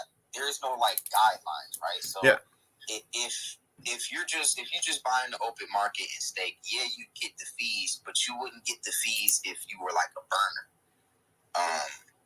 and you had staked as well. Like let's just say like I bought 5 DXN and staked it. Yeah. If I were to literally earn and receive 5 DXN, you would get more through the burn than through just the buying. But yeah, I get what you're saying. There needs to be like some, I don't know, like some kiddie railings up so people know like, what you should really be doing. Yeah. And going back into the times of like how we like I've like okay, so I'm really big in the Moonbeam ecosystem and stuff like that, and I've been fighting with a lot of the devs and stuff like that, and some information was shared with me yesterday. Well, they shared it with me, last month, but I didn't see it till yesterday. So this is information that's a month old, but or just 3 weeks old, with how much data Zen takes up. And so I think that if we figure out ways to burn Zen with and taking data off of chains with it rather than the burn receipt or something along those lines, I think that might get chains to be more happy with us. And yeah, they make a chain that's open source. Anyone can go do it. So why be upset? But it's I think what I sort of see here is the aspect of chain bloating that's happening because of Zen.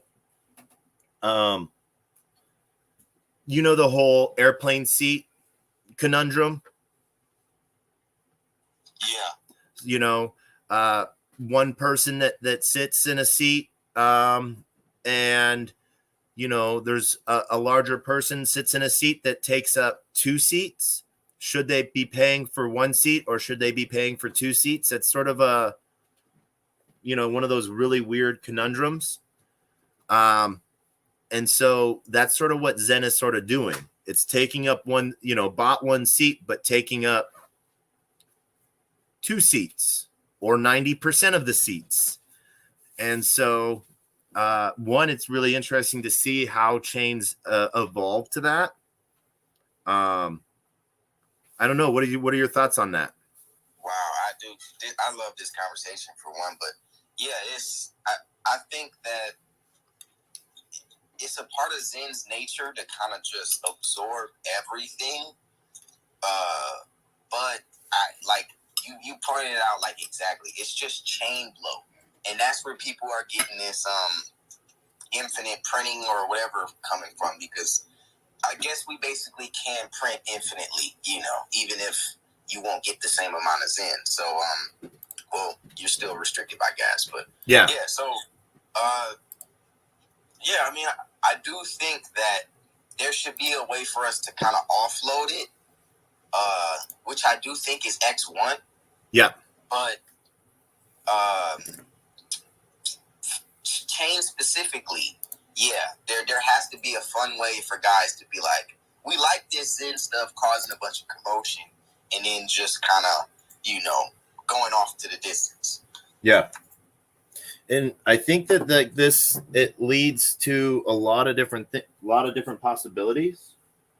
That, you know, we might not like, because we saw what happened with OKC. You know, we changed we fundamentally changed their chain so much that, and put so much load on their chain that they restricted the contract. You know, we saw that happen on Doge chain as well.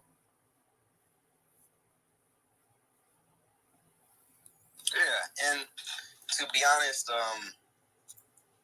it's pretty sad. It's pretty sad. And did you hear about the multi-chain hack and everything that's going on with Phantom right now? Oh yeah, so that happened last year, and or not last year, almost 2 months ago is when it started. And I think you know, FTM so I've been a huge multi-chain proponent for years. And 2.5 years, let's say 2.5 years. And Chinese authorities targeted their main key holders of the main wallets for it. And when they got arrested, you know, we saw a lot of movement within FTM, and some other bridges have popped up since then. And it really sucks to see multi-chain sort of getting drained like that. Yeah, 100%. Well, my next question would be, what are your concerns? Because you're a lot more technical, and I'm just a speculator. So, yeah, you know, are we all right with Phantom Zen, and should we be ringing the flag for the people? Well, so really what we'll see happen is liquidity draining, you know? And so and that'll be from bridged assets. If there's a new movement on it today that I haven't been updated, but it's just someone moving around money and unpairing, you know, so like they get into the bridging wallets.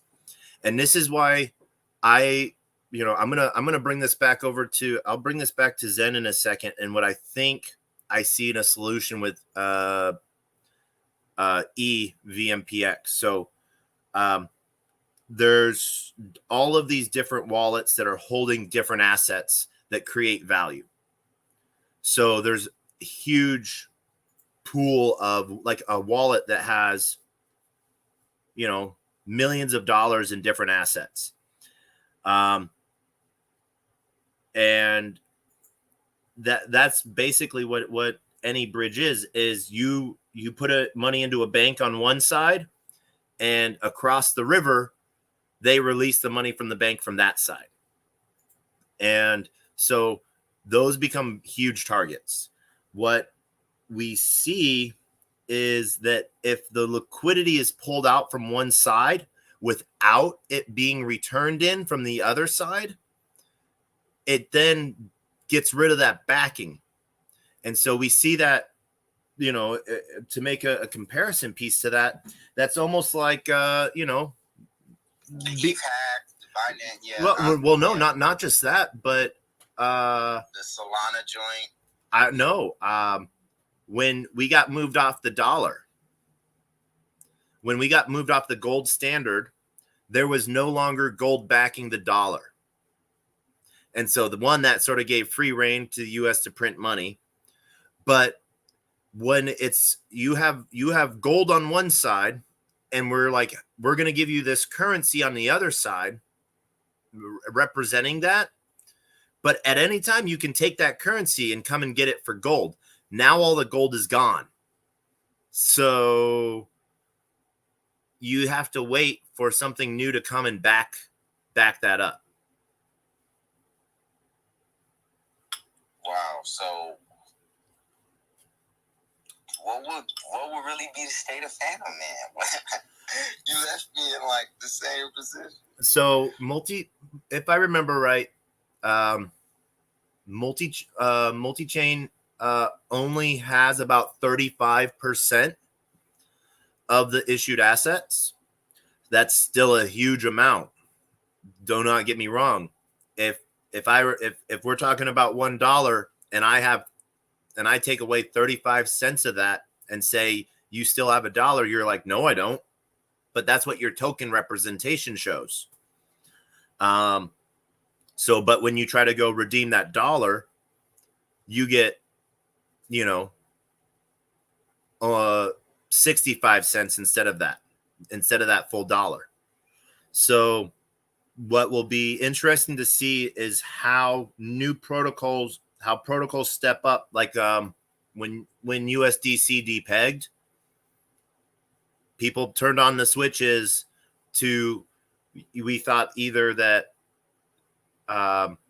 BlackRock was going to let Circle and BlackRock were going to let that sort of die and depeg, and then say, well, hey, we happen to have this other thing to replace it by chance. Or were they going to redeem it because Circle has a lot bigger of a plan? And if it had lost USDC there, that plan would have fallen apart. And when I say plan, it sort of sounds nefarious, but I'm not meaning nefarious things. I'm meaning Circle is looking to become a stable dollar for currencies across the world. They have USDC, they have Eurocoin. They just partnered with Japan to launch. I'm gonna say this, and I don't mean it in any negative way. What? The digital yuan? No, it's being called, the short form is JapCoin. Really? Oh man, that's not your fault. And I'm saying, and I think that's just being it's a I'm sure they're gonna reword it to like Jcoin. That's gonna be my guess. And my but yeah, and so we'll see. And you said you want I think it's, if I remember right, it's yen for Japan. I think you were thinking Chinese. Yeah, China, yep. Yep. So so yen is the currency for Japan. So This will be the a stable currency, digital currency for Japan. But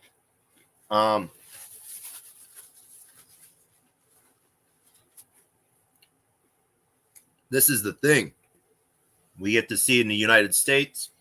We get to see what kind of regulation pieces come out of this, because these are not drug dealers, hackers, your everyday criminals that are executing these attacks. These are nation states,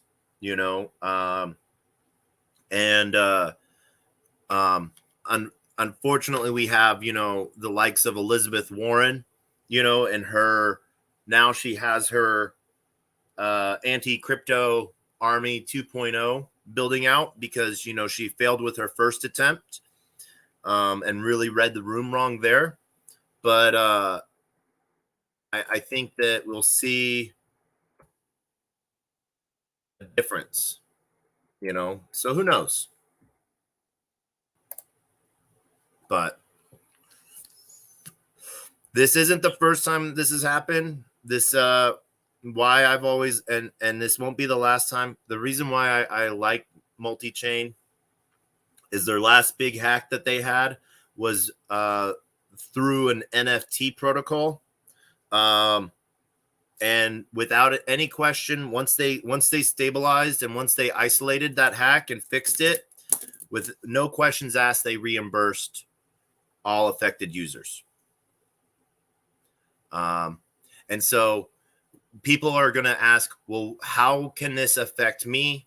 What are some of the things that I can do? So if you're on some of these chains that have these assets, you can swap them before they depeg to like a wormhole asset, which is usually followed by like either started or ending with a WH. And so it's a wormhole asset, as well as revoking privileges, revoking approvals. You can do that. The easiest way to do that is through revoke.cash. I wish one of these days we came up with an atomic swap of some kind that covered this like for free for people. That would be a really cool thing. Until we get that, you do have to pay the on-chain fee to revoke those signatures and revoke those approvals, just like you had to pay to approve them. So that's the biggest piece there, to not have, to get out of those assets. If I tell you that X is going down, but you still have time to change from X to Y, do that. So it's 50-50 or 60-70? Yeah. We'll see until they figure that out. 60-40, I mean, but yeah. Wow. Yeah. Well, I love Phantom. It's just Yeah. This is crypto. Yep. Yo, Taco, do you know if it's like just Phantom, or is it like other chains affected as well? So one of the biggest ways that I know right off the top of my head how where there's other effects happening is through price discovery oracles that are pulling prices. So things might be looking like they're going down when they're actually not. They're just they're paired to a price discovery that's wrong. I do not know off the top of my head right now where I think, the contagion lies. Sorry to cut you off. I think I heard you said because Moonbeams then the price was not accurate because of some oracle for the USDC or something. Yeah. Something like that. And so I know, so my token on Moonbeam, the price was going off. And so and that was because price oracles we're pulling from CMC CoinMarketCap, which hasn't updated things yet, but then it's correct on CoinGecko, you know. And so when I say my token, I mean that arbitrarily for my decks that I work with on Moonbeam. So that's it. What is it, by the way? Stella Swap. Oh, Stella Swap. That is why I talk Stella Swap all the time. That's it. Yeah. But yeah, another thing with Phantom, do you think because like the price of Phantom hasn't really like reflected like that much of a electricity, do you think it's like the damage is like yet to come sort of thing, like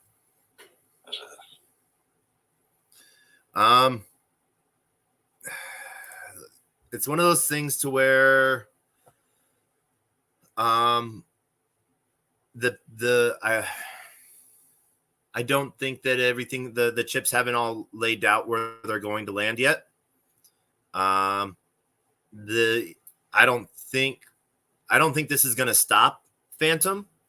I got to meet some of the BD team in January, and meet some of the projects building on Phantom. And so I don't think that you know, it's going to be a blow to it. And you know, one of the main statements from Andre Grone is that they're gonna seek solutions to make all of their victims whole. So it's one of those things to where you wait, we'll see. Yeah. Thanks for answering my questions. Yeah, I appreciate that. Yeah, it's scary. Like, yeah, I don't know. It's because it's stable coins like and bridges and stuff. Like they're not. Yep. I guess they're not fully like trustless and stuff. Yeah. Well, so there's trustless and permissionless. I think, you know, Kid. I know. Like, I think that you were asking Ben the other day about the bridges of permissionless versus trustless, and he's like, it's not really trustless because it's permissionless. A bridge is permissionless in the aspect of no one can censor you bridging. The trustless is believing your assets are your assets and are proving based on you know, without having to, until it's, what's the right way of saying it? Cryptographically proven. So that's what a hash, you know, a hash is. A transaction hash is proof that it happened without having to show your work for it. But the work is there. And so So I got a question for yeah. So with your just crypto knowledge, is there any way for a bridge to be trustless? Like there were some community members talking about like Jack's vision of a bridge. Is there any way to have a trustless bridge? Now, what are you wanting when you say trustless bridge? What does that mean to you? Well, see, that's what I'm asking, because there's just people asking certain questions around, and for me, these are tough questions, and I'm like, I don't really think that, you know, it doesn't really make sense. You get what I'm saying? Like, yeah, and so it was one of the reasons why I had asked Benobi that question, like in that space, is because everyone in the community was talking about this trustless bridge that Jack is making and all of this. And I'm like, listen, guys, this sounds ridiculous.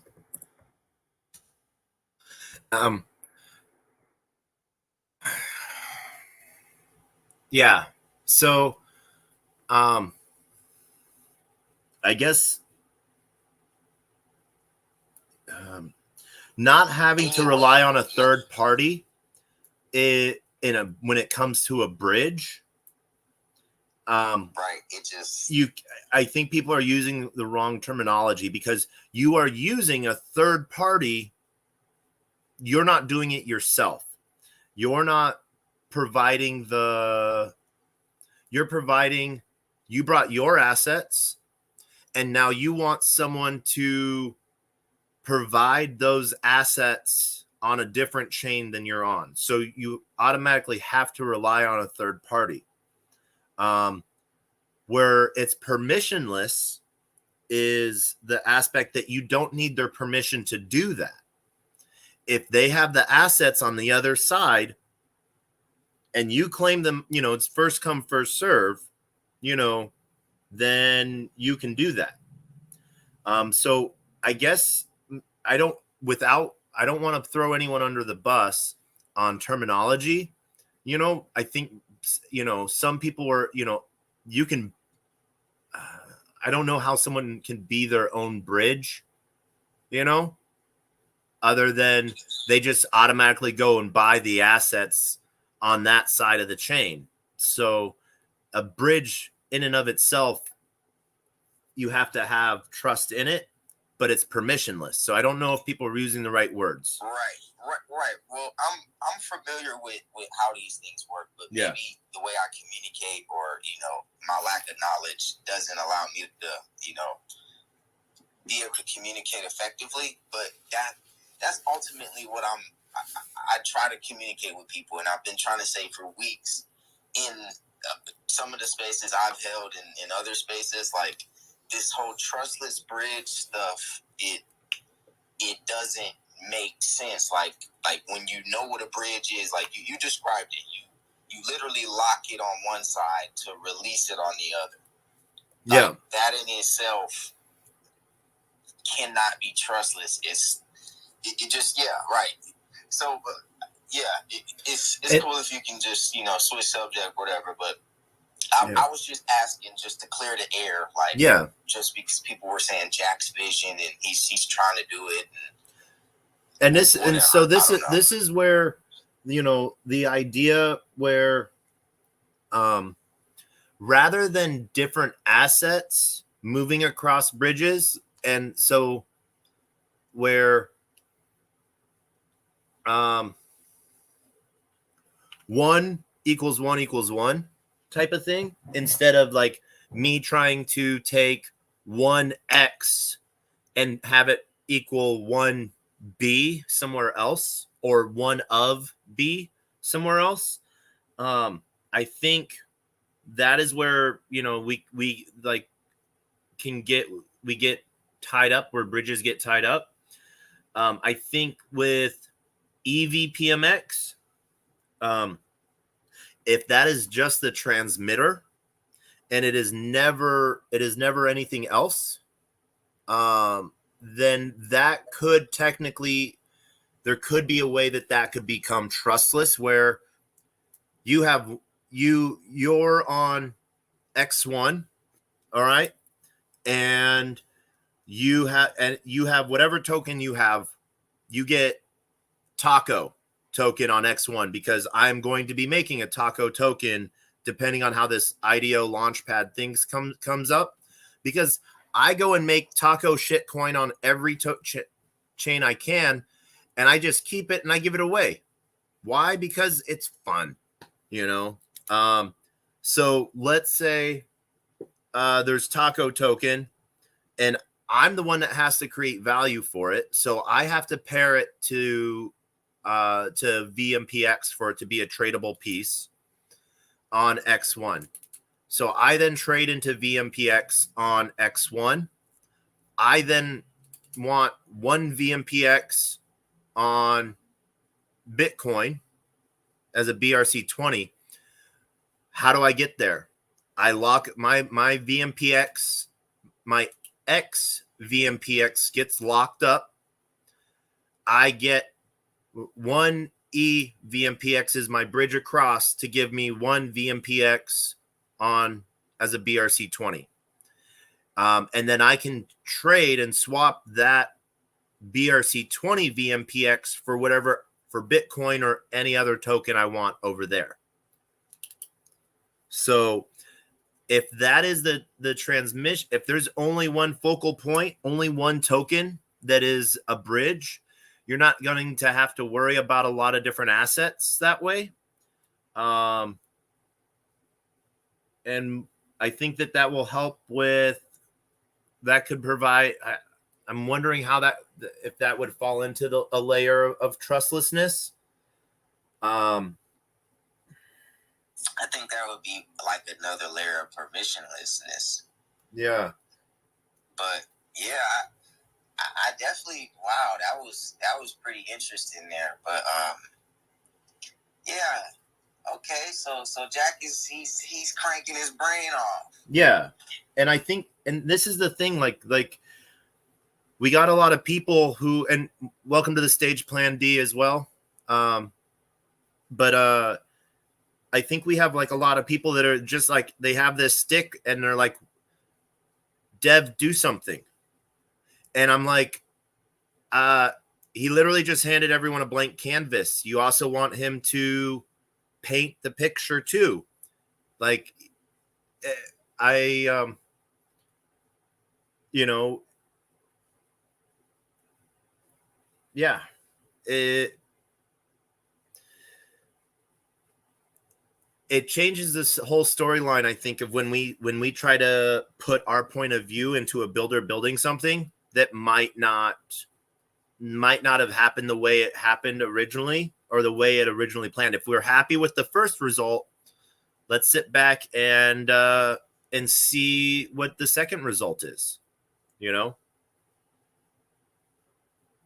Yeah, well, I mean, I've always loved the things that Jack has done, but you know, this is like a partnership here, right? So yeah,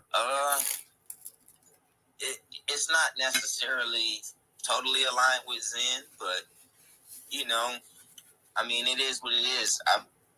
I'm gonna accept it. I want him to keep doing what he's doing. I definitely don't want him to stop. Yeah. But because we don't know. Oh, sorry, my bad. Keep going. I apologize. No, I was just gonna wrap it up with like, I just kind of want more things being built for Zen. Like right now, like you said, it's a blank canvas, but you know, when you start painting the corner of that canvas, you kind of want to like fill it up a little bit more. Yeah. And I think though, what he did is he made something that is out there for other people to use, and now it's on other people. Like, he can't make utility for it, you know. You're right, and I think he separated himself. Yeah, I think that's what he's doing. And I think he was trying to future-proof Zen, you know, because the biggest, I see your hand, Plan D. I'll go to you in just a second. Like, the hardest thing that it's like, all right, so listing on KuCoin, that is a minimum because I work for KuCoin. I know one of the smallest packages it costs is $75,000. The thing with Zen, and that's what the project has to pay to list.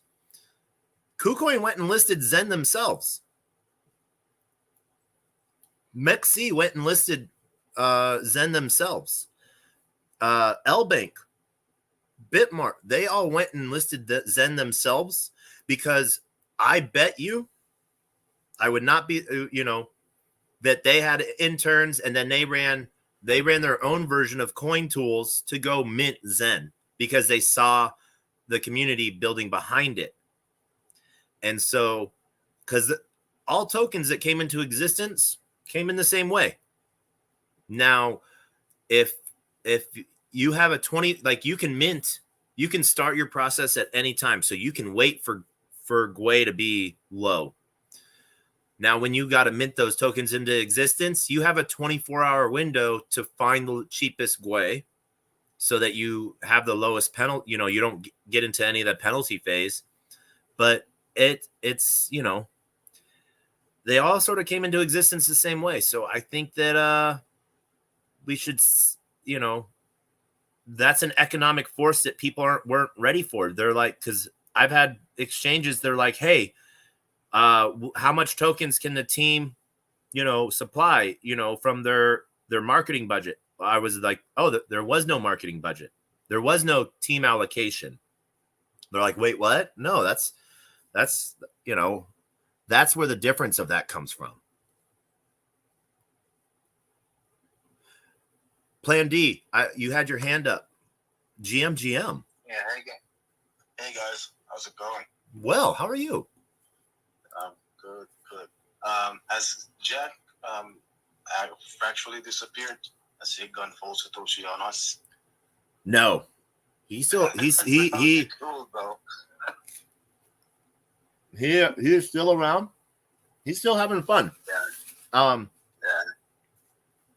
One of the, I said this Sunday, in Simple Water Space. One of the smartest people I know, the founder of Moonbeam, Derek Yu, he had met Jack, a while before, and he was like, oh, he came off as sort of like a crypto anarchist. And I'm like, yep, that's Jack. He goes and stirs pots, him and Sun Tzu. I think Sun Tzu literally walked around Bitcoin Miami wearing a shirt said, I broke your chain. So, it's, I think he's in collection phase and building phase where you just waiting. You worry about, feature creep, and rely. And so many people want to have an opinion. Well, go, I remember there was a conversation like 2 months ago. People were really upset with what he was doing for some reason, like doing stuff on Bitcoin, because they didn't really see his roadmap, even though they've been talking about Bitcoin since January. And, in February, Sun Tzu literally had a whole mapping route done on that. And when we were, I got to meet him, meet both of them at ETH Denver this year and just sort of sit, listen, like this has been on the roadmap, and this has been talked about for a minute. So it wasn't like sort of out of the blue, but I think that, now there's at some point a creator has to step out of his own creation to let others create with it. And I think that's sort of what he's doing, but he's still sort of like trying to provide right now. He's trying to build X1 and build that right. So, yeah. Yeah, Taco, I've got a question. Have you seen any other crypto where exchanges just listed them by themselves? Pepe, Hex, a whole bunch of different shit tokens during the last bull run because they wanted to get into the meme coin cycles. And so they bought them on open market, or they provided, they created deposit onlys until they got it, and they provided incentives for people to come bring their the tokens on. Like MEXC, when MEXC first launched, they gave a 7% interest in USDT for you to bring your Zen on and stake it. Now, and then they moved, once they got enough people in, enough Zen in, then they were able, then they took that away. So there was enough Zen on market for people to trade. So this is when they have an analysts that go through this stuff deep. These are not small time moves. They're looking at how to make themselves the most money on trading fees. So it's safe to assume, like every other crypto you're talking about, like Pepe and X, they only listed those who did like crazy hundreds of X's of gains, right? No, not even that. movement. How much of a movement piece is this going to be? Because exchanges don't make money by you moving your crypto on and it just sitting there, because they're not moving it. If they're not FTX, your crypto is just sitting there. In Coinbase, your crypto is just sitting there. In MEXC, it's in the hot wallet, but it's just sitting there. They're not going and double spending it, and so they make their money by tokens trading, and they want what they see as, if you're not paying to play, providing a market maker that's providing trades back and forth, they want a community token. They want a token that there's community behind, that drives interest in innovate, that there's innovation on. So I think that I'm a little sad by it in a DeFi aspect, because it's not paper trading per se. The settlement is real, but the activity isn't done on chain. So we don't see that. So we don't see that in price action. And in a way, it sort of takes liquidity off of these chains, and makes it more accessible for people that might have a little bit of harder time, trading within contracts or trading by cutting and pasting in tokens. And so it's good, and it brings more exposure, but I think it's one of those things that the volume isn't necessarily seen on chain. You can go find it because there's APIs that KuCoin has, that MEXC has, that are pulled, so you can automatically see what that trading volume is. So yeah. But it's gonna spill over the DeFi side as well. It does, and that's just because people are like, well, I can't go and burn my Zen on MEXC, but I want to get into this X1, So I think it does spill over, because, but not necessarily in price discovery, so to speak.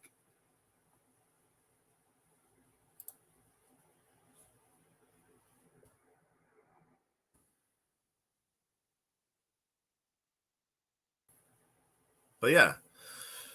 Plan D, how have you been, man? It's been a moment. Yeah. Been busy with work and whatnot. And just minting and accumulating Zen across all chains. Yeah. It's man, I'm liking what we're seeing, especially going around. So yeah, I pulled up, I just pulled up CoinMarketCap, because they pull from marketplace CEXs, centralized exchanges like KuCoin. 24-hour volume, $219,000, versus Uniswap, 41,000, or for V2 pool, and 574,000 on V3 Uniswap. So, KuCoin had half the volume traded on, of what was traded on DeFi. So that's Ethereum's problem. It shows that people want exposure to the token itself. Mm-hmm. People don't just want to pay the Ethereum gas fees. Yes, but actually, I'm actually buying a lot of Zen. It's pretty cheap across all the chains right now. It's like 10x and 30x down from all-time high. Yeah. So I'm pretty sure it's gonna break and surpass it by many x's next bull. Yeah, I personally I put April 17th as Zen's all-time real high. Because the initial LP pool from Zen, when Zen launched, it was just we saw like someone put a bad. They just made a liquidity pool that just literally got drained because you know we didn't know where the price was going to land, and then the market sort of showed where it was going to be, you know. So the forever down coin stage. Yeah, I kind of feel sorry for those people who put liquidity that early on.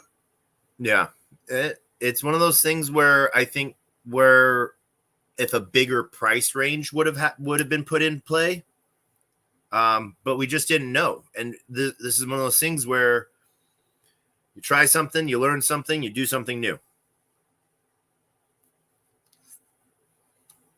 Tommy, I see that hand. What's up? Tucker, I just kind of want to hear like, if you got an opinion on this like ZenFi new DEX thing, and like with the VZen concept where it's like based on the dollar value. Yeah. Across all the chains, and yeah, I because like it's such a weird concept for me to like wrap my head around and stuff. Like, but yeah, I'm wondering if what your opinion on it is, because yeah, I love what you're doing with Stepler swap and everything. Like, yeah, you know a lot more than me. Let's put it like that. I think what that is going to do is going to be really cool, because rather than you having to go to 5 different dexes, or well, 11 different dexes on 11 different chains, all of the price discovery is going to be on one page. Now, those LP pools are going to be on those chains. So you're going to have, just like when you're minting Zen and you change chains, it's going to change the chain in your wallet. Same thing will happen, but it will show you that price discovery right then and there. So you can burn, and what they're doing is really cool. They're showing that economic value of $30 of this chain will equal one amount of Zen, where $30 of Zen on a different chain is a different amount of Zen. But then you get $30 of that peg stable, which is I think it's VFX Zen, or yeah, VF Zen. And then you can burn your VF Zen, and I might have these token tickers backwards, so I apologize. I will get that. I will get the right information. But if you burn your VF Zen, you then get like, I think it's like VFX Zen. And what that then allows you to get is part of the trading fees, you know. So you burn your Zen for the true dollar amount. So you can, whether you have $30 on one chain or $30 on another, it will be different amounts of Zen. You end up with one token. And in a way, that is sort of pulling a little bit like what Jack wants to do with X1, where all chains sort of drip and, or, you know, like a waterfall, lean into X1. I think this is one of this out of the 5 projects that are coming up. This was one of the most interesting ones. Garbage Dump Zen and TG Zen are the other two, and got to have TG Zen on Sunday night, I think it was, and get a little bit of more of a lowdown on the breakdown of it. And I think that TG Zen might be a sleeper. I think that might be a sleeper project that, you know, has a lot of potential. Kid. Yo, so yeah, since we're on the topic of all of these projects, and you got this technical knowledge and all of this stuff. What I've really been trying to do, and I finally got the gump to do it, but on Saturdays we're gonna be hosting these. I'm gonna call it the developers cut, but we want to get all of these devs in kind of one area, all of these Zen developers to come together, man. So we can just form and make Voltron, right? So, like TG's in, just kind of help them out, get the real narrative going. Because one thing that kind of sparked with me is Zensu helped Joe Blau so much in that last final development stage. He mentioned Zensu asked him, so why would I want another person to buy Phoenix or get into Phoenix, right? And that's when he kind of made the copy to the equity pool and everything. And he made the changes that really sparked me to just love Phoenix. Mm-hmm. I want, community members as yourself who are developing, people like Sirius and Block, to come together and ask the hard questions so we can, really wow the community and make these things just perfect. Because, just like you said, if Jack isn't going to do it, let's do this together, because the tools are here. Like, you do it, Joe Blau was just here, and, TG's in. These guys are currently doing it. And who's the guy behind the Zenify? I forget the strategy guy, but yeah, it's just insane. Zenify is absolutely ridiculous. Yeah. There's some cool stuff going there. And, like I said, I know I've reached out to all 5 of these projects to sort of give them, space to Q&A and as they're building out white papers and stuff. I'm just some random dude on the internet, so, but it's really cool to see, like I said, garbage dump, I gotta go find myself a native crypto Chinese translator. I think I got a couple of those in my pocket. But Try the Hex guys. I know the Hex guys got one. I gotta hit up Hex is the way. He might be able to help. Yeah. I think Walrus might have one too. Yeah. So, but there's a lot of cool stuff, and this is I feel, this is my opinion, I feel that this is what Jack wanted. And this is where I think we've seen this allegorically happen in all of the different stories of history, or stories of creation, or stories of the promised land. Benevolent figure gives a promised land that has anything and everything you want on it. And then, then what happens is, someone wants too much, or someone wants all of it when there was enough for everyone. One person wants to control all of one thing. And then, then they get sent on their 40 years of, walking the desert to be able to get back to the promised land. And we are at a point to where we can allow that to happen. We can give that voice. Some people find it entertaining. I would rather watch the Maury show and Steve Wilco for my popcorn entertainment than my money as someone else's popcorn show. And it's really bad to say that way, but this is my money. And by me, if I have a worry about, and so by caring about my bag, I automatically care about everyone else's bag.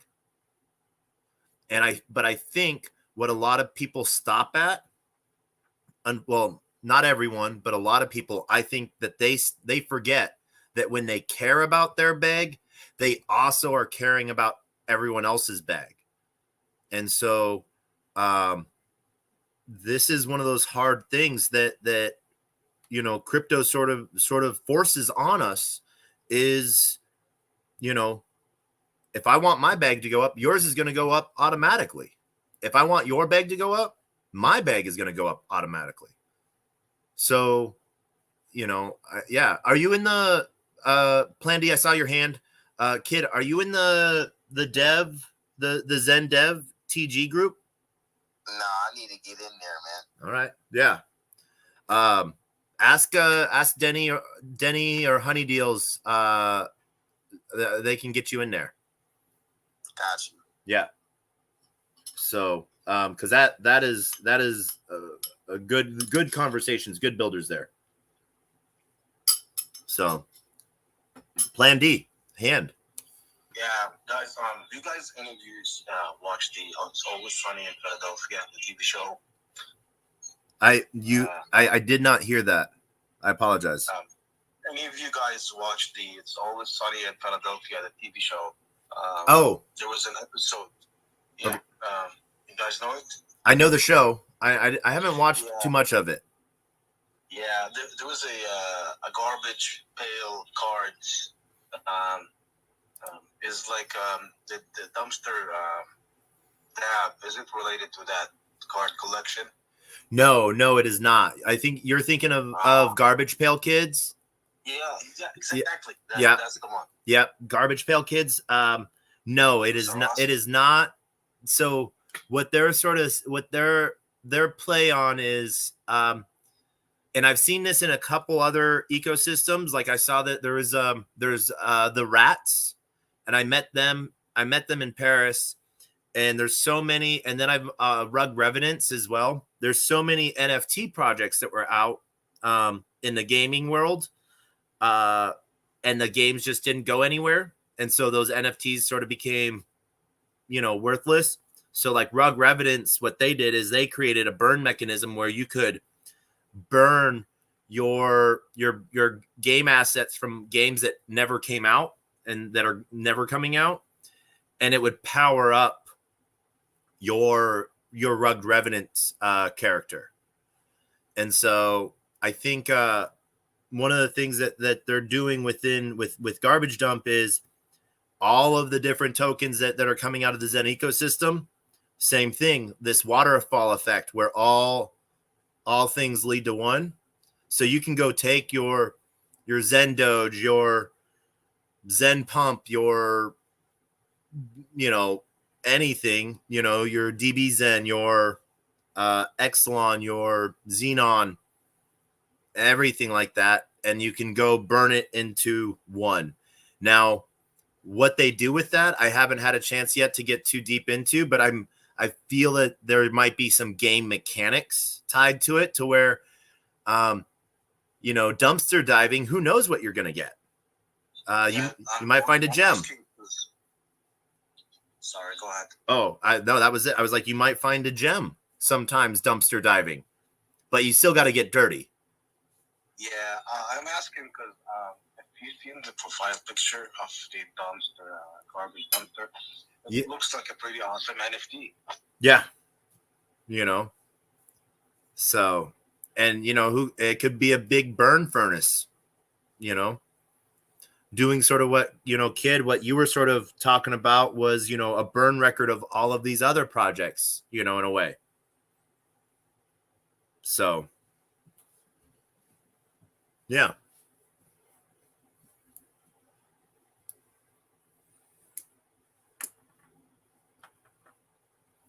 But no, that's sort of what's been going on. And everyone else is, you know, my spaces are respectful. So would love you to come up if you're able to give that respect to others. Be part of the conversation. So, but yeah, no. What else, kid, are you excited about coming up?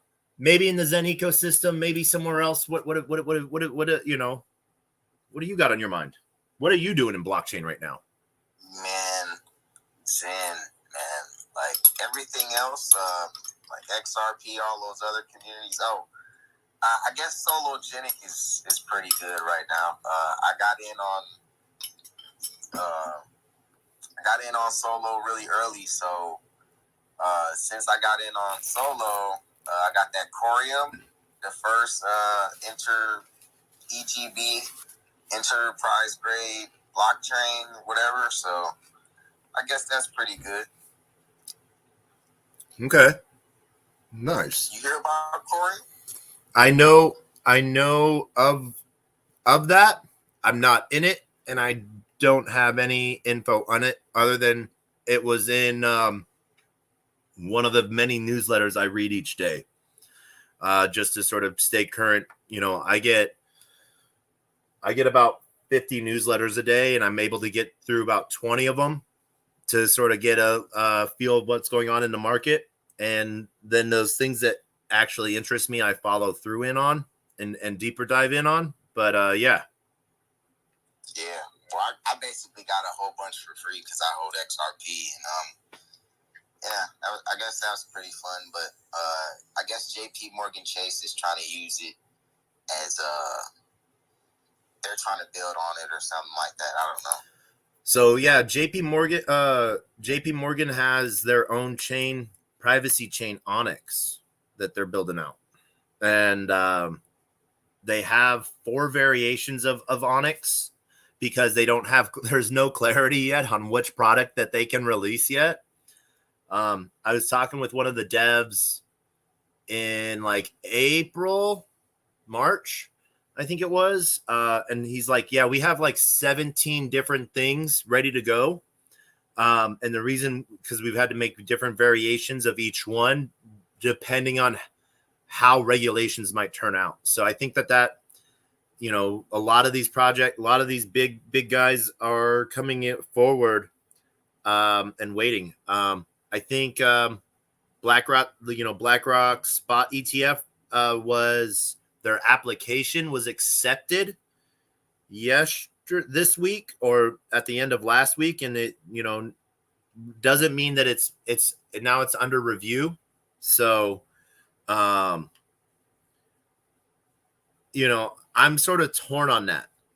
You know, you have people on one side saying it's going to be the downfall, the doom of it all. Other people saying this is the best thing to happen to crypto since, you know, Bitcoin. I take it with I'm looking at it from both sides. I think it will make people less weary of it because, you know, the mainstream media narrative is that Bitcoin and crypto is scary and that it's what criminals use. And I'm like, actually, really, if you think about it, no criminal really wants to use crypto, you know, maybe privacy tokens, but they don't want to use Bitcoin. They don't want to use Ether because it's all traceable. And so, yeah, but by becoming it mainstream, I think that will take a lot of the stigma off of it. What I'm worried about is I'm sure since there will be a lot of eyes on it in the beginning, that everything will be on the up and up. I'm just worried about when it comes to the point to when the ETF is like, oh, we have more people wanting this than we actually have. Let's just go make a couple more to cover ourselves right now, and we'll get it back later, type of thing. And when that becomes the norm of like, oh, we have more people who want it than we actually have, and so that double spend feature that, you know, blockchain stops from happening, but seems to happen a lot, you know, in the banking industry. So that'll be interesting. Yeah, they're just gonna lie to the people, man. It's so sad, but yeah. But so, all right, here's a question. 1 second, hold on.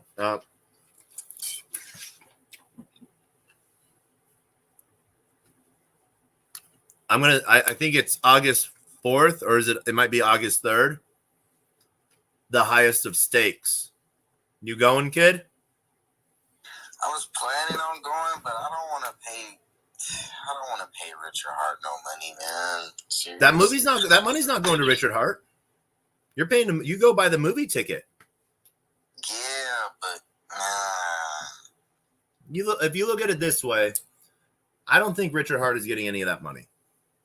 You know? Yeah, but he is, because he got to pay for the movie to be in the theaters. I don't think that wasn't him that paid that. Okay. So I might go. I might be wrong on that. Sold out. I might be wrong on that, but from what I understand, it was community members that covered everything.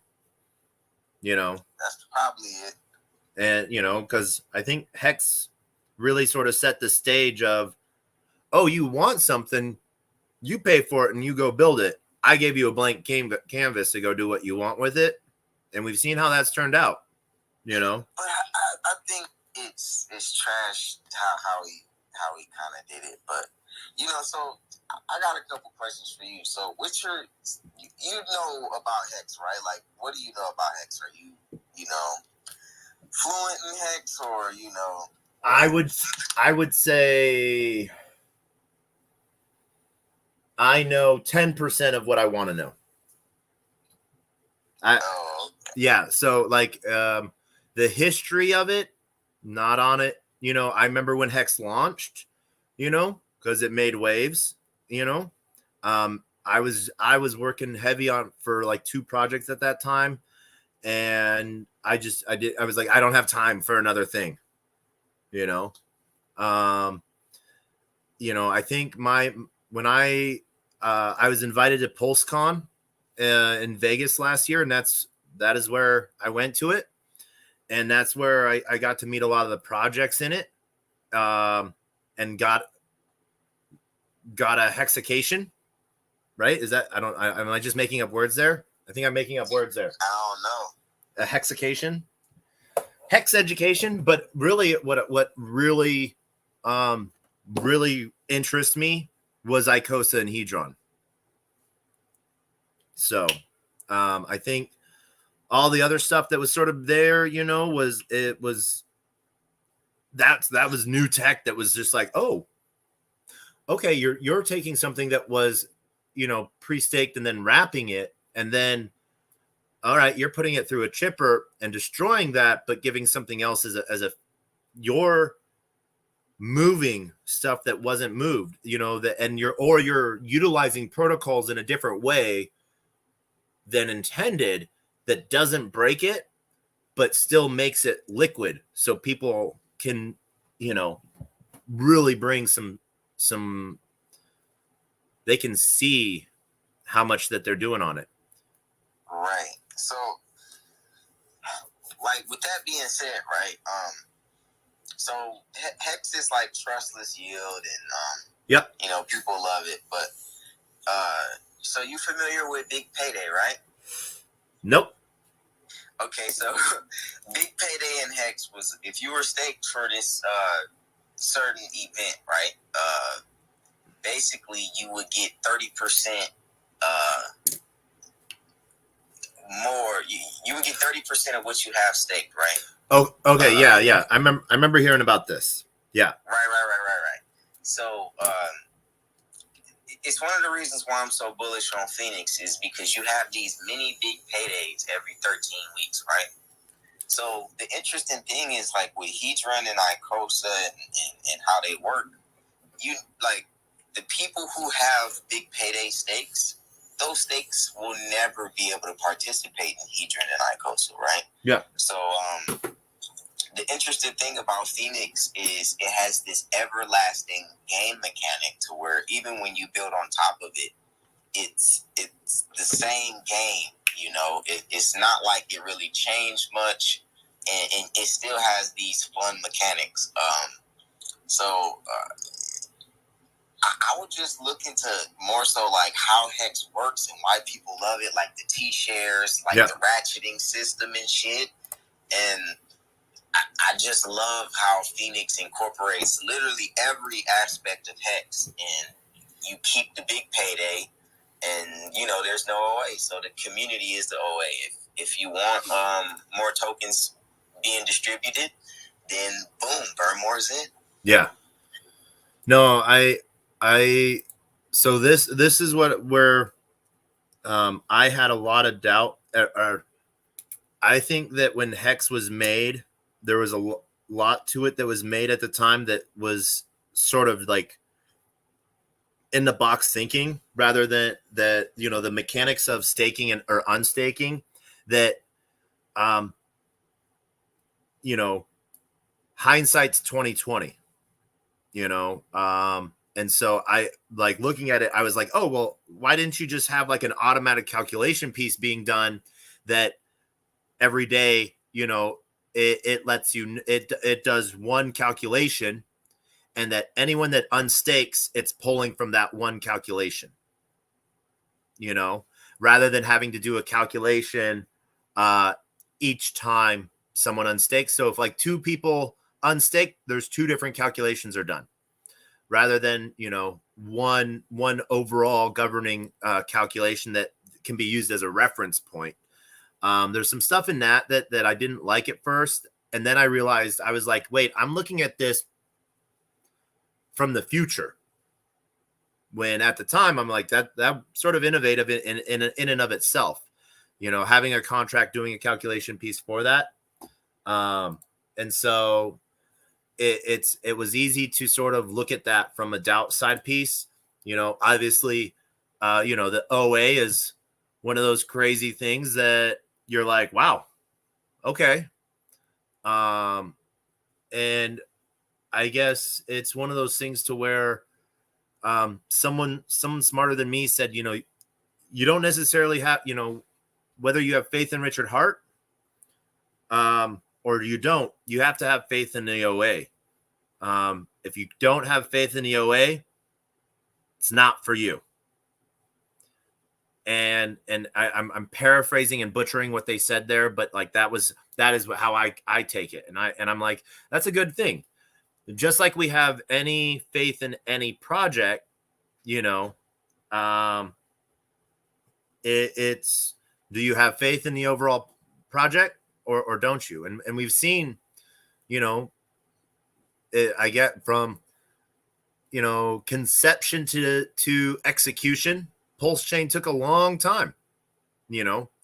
I like when I sort of was learning, I was like, oh well, it's gonna at least wait for some of the different staking mechanics within ETH to push through for the merge to happen. And then thinking like, okay, cool. Well, Shanghai update needs to happen. And so I saw, I wasn't invested in it like a lot of people were and are. And so I was, a different category of anticipation, I guess. I was, day one, hours, minute, I think I was in Pulse. I was on Pulse Chain within 45 seconds of it going live, because someone had set up a YouTube site that had that blaring horn go off as soon as one of the RPC turned on for transactions. So basically, I was in the middle of having a conversation with someone when all of a sudden, I was doing inscriptions, I think, and so I think I said like boob or tits, and like just to get those words because someone would want those later on, and then all of a sudden this DEFCON 5 alarm went off, and I thought it was because like I said something wrong, and then I was told, oh no, that's Pulse. I was like, oh, let's go, and I thought that was really fun, and we got to see a lot of innovation from that, and I was sort of already pulled in through like Poor Pleb, and what Poor Pleb was building out before they even came out with 9-inch.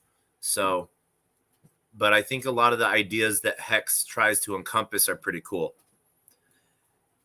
You know what's crazy? When I was in a Twitter space with a boatload of Hexicans, I was like, man, Richard is definitely waiting for Eve 2.0 to come out, and he's definitely waiting for all of these, things to be created on Eve before he forks it. Mm-hmm. And they tried to rip me to shreds. And guess what? That's exactly what ended up happening. Yeah. Is he had to have waited. Like, it wouldn't make sense for his devs to try and work through the same thing that they're going through if all he has to do is wait for them to finish and then fork it. It just doesn't make sense. So,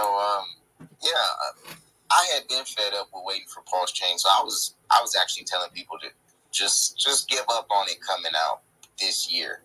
Yeah. And then it ended up coming out this year, but I mean, I'm glad it is a fork of beef. I'm glad he had to pivot. And to tell you the truth, it's not really a pivot, because if he did do a fork of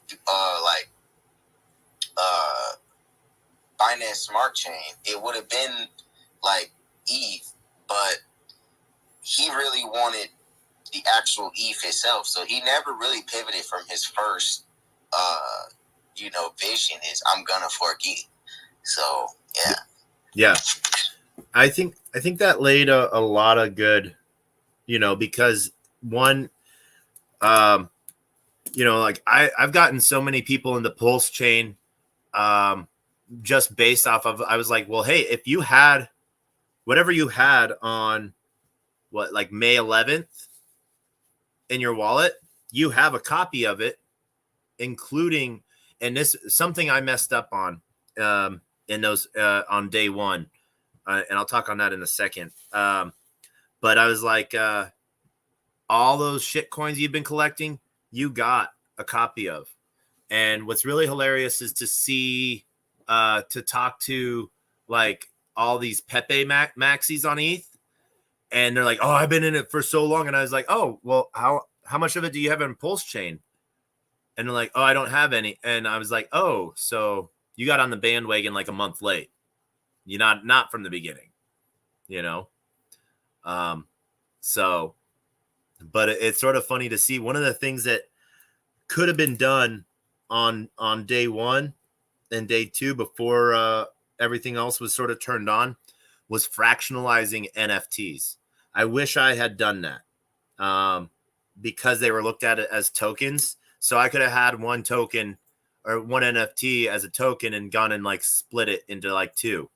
But I don't know. It's really cool to see what some of the NFT projects, that were fully launched. They're like, I'm like, you go do some burn mechanics on this chain. You already got a copy of them over there. So it will be really cool to see Power City fully come online, Mintra fully come online, and some of these other projects that are doing a lot of different mechanic pieces, I think will be cool. Yeah, it's a bummer. They, I don't know. I guess everybody thought they would launch as soon as possible, but yeah. Yeah. I don't know. I know there's just an entire cool ecosystem out there that is building some really cool stuff. So I don't know. I think there's some really cool stuff building out there. Plan D, what else do you got going on, man? I think I'm just trying to accumulate more Bitcoin, turning into some BTC Maxi right now. Okay.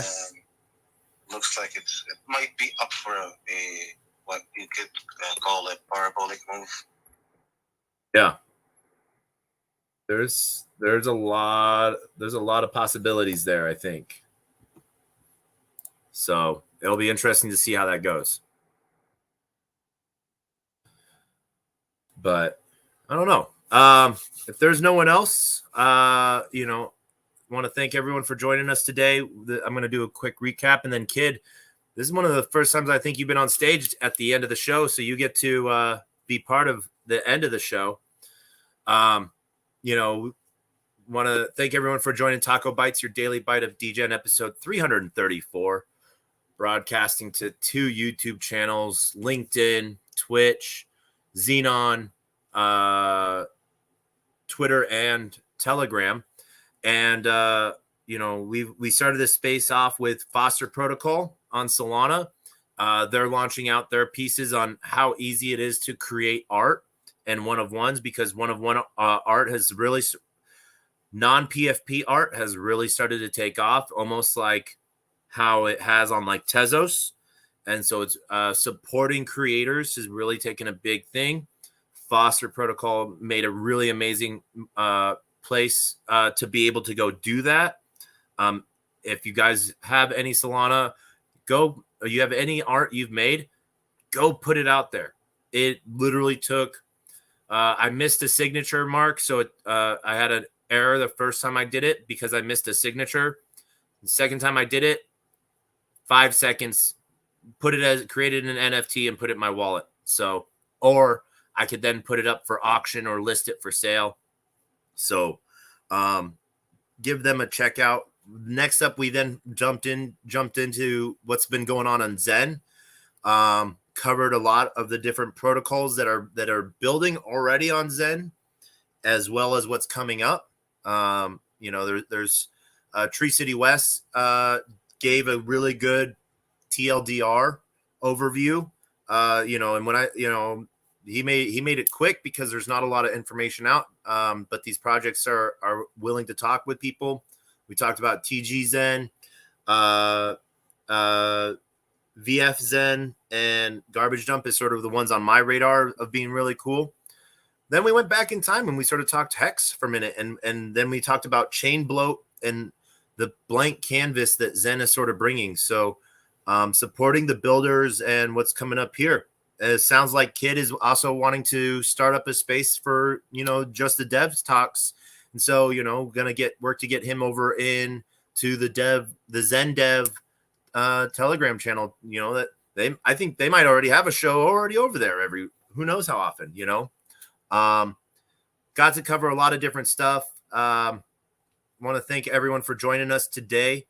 One of the things that I'm going to try to finish putting out, because I got distracted in conversation, is I'm building out, for those that are joining us via video, current prices of Zen on each chain, what it costs to mint roughly. And so we can then figure out how many days it will take to get into profit in minting Zen right now, based on the snapshot I'm taking right now, just so people can sort of have that understanding. And so what we do know that, I remember when Zen first launched, it was 62 days, I think it was at first, or 31 days on each Zen and like 90 days on other chains. As we've seen, we've been around for almost a year. We're going to be coming up on a year soon. How much that has changed and where we're at on that. So, before we wrap this up, end this, Plan D, final thoughts and words of wisdom.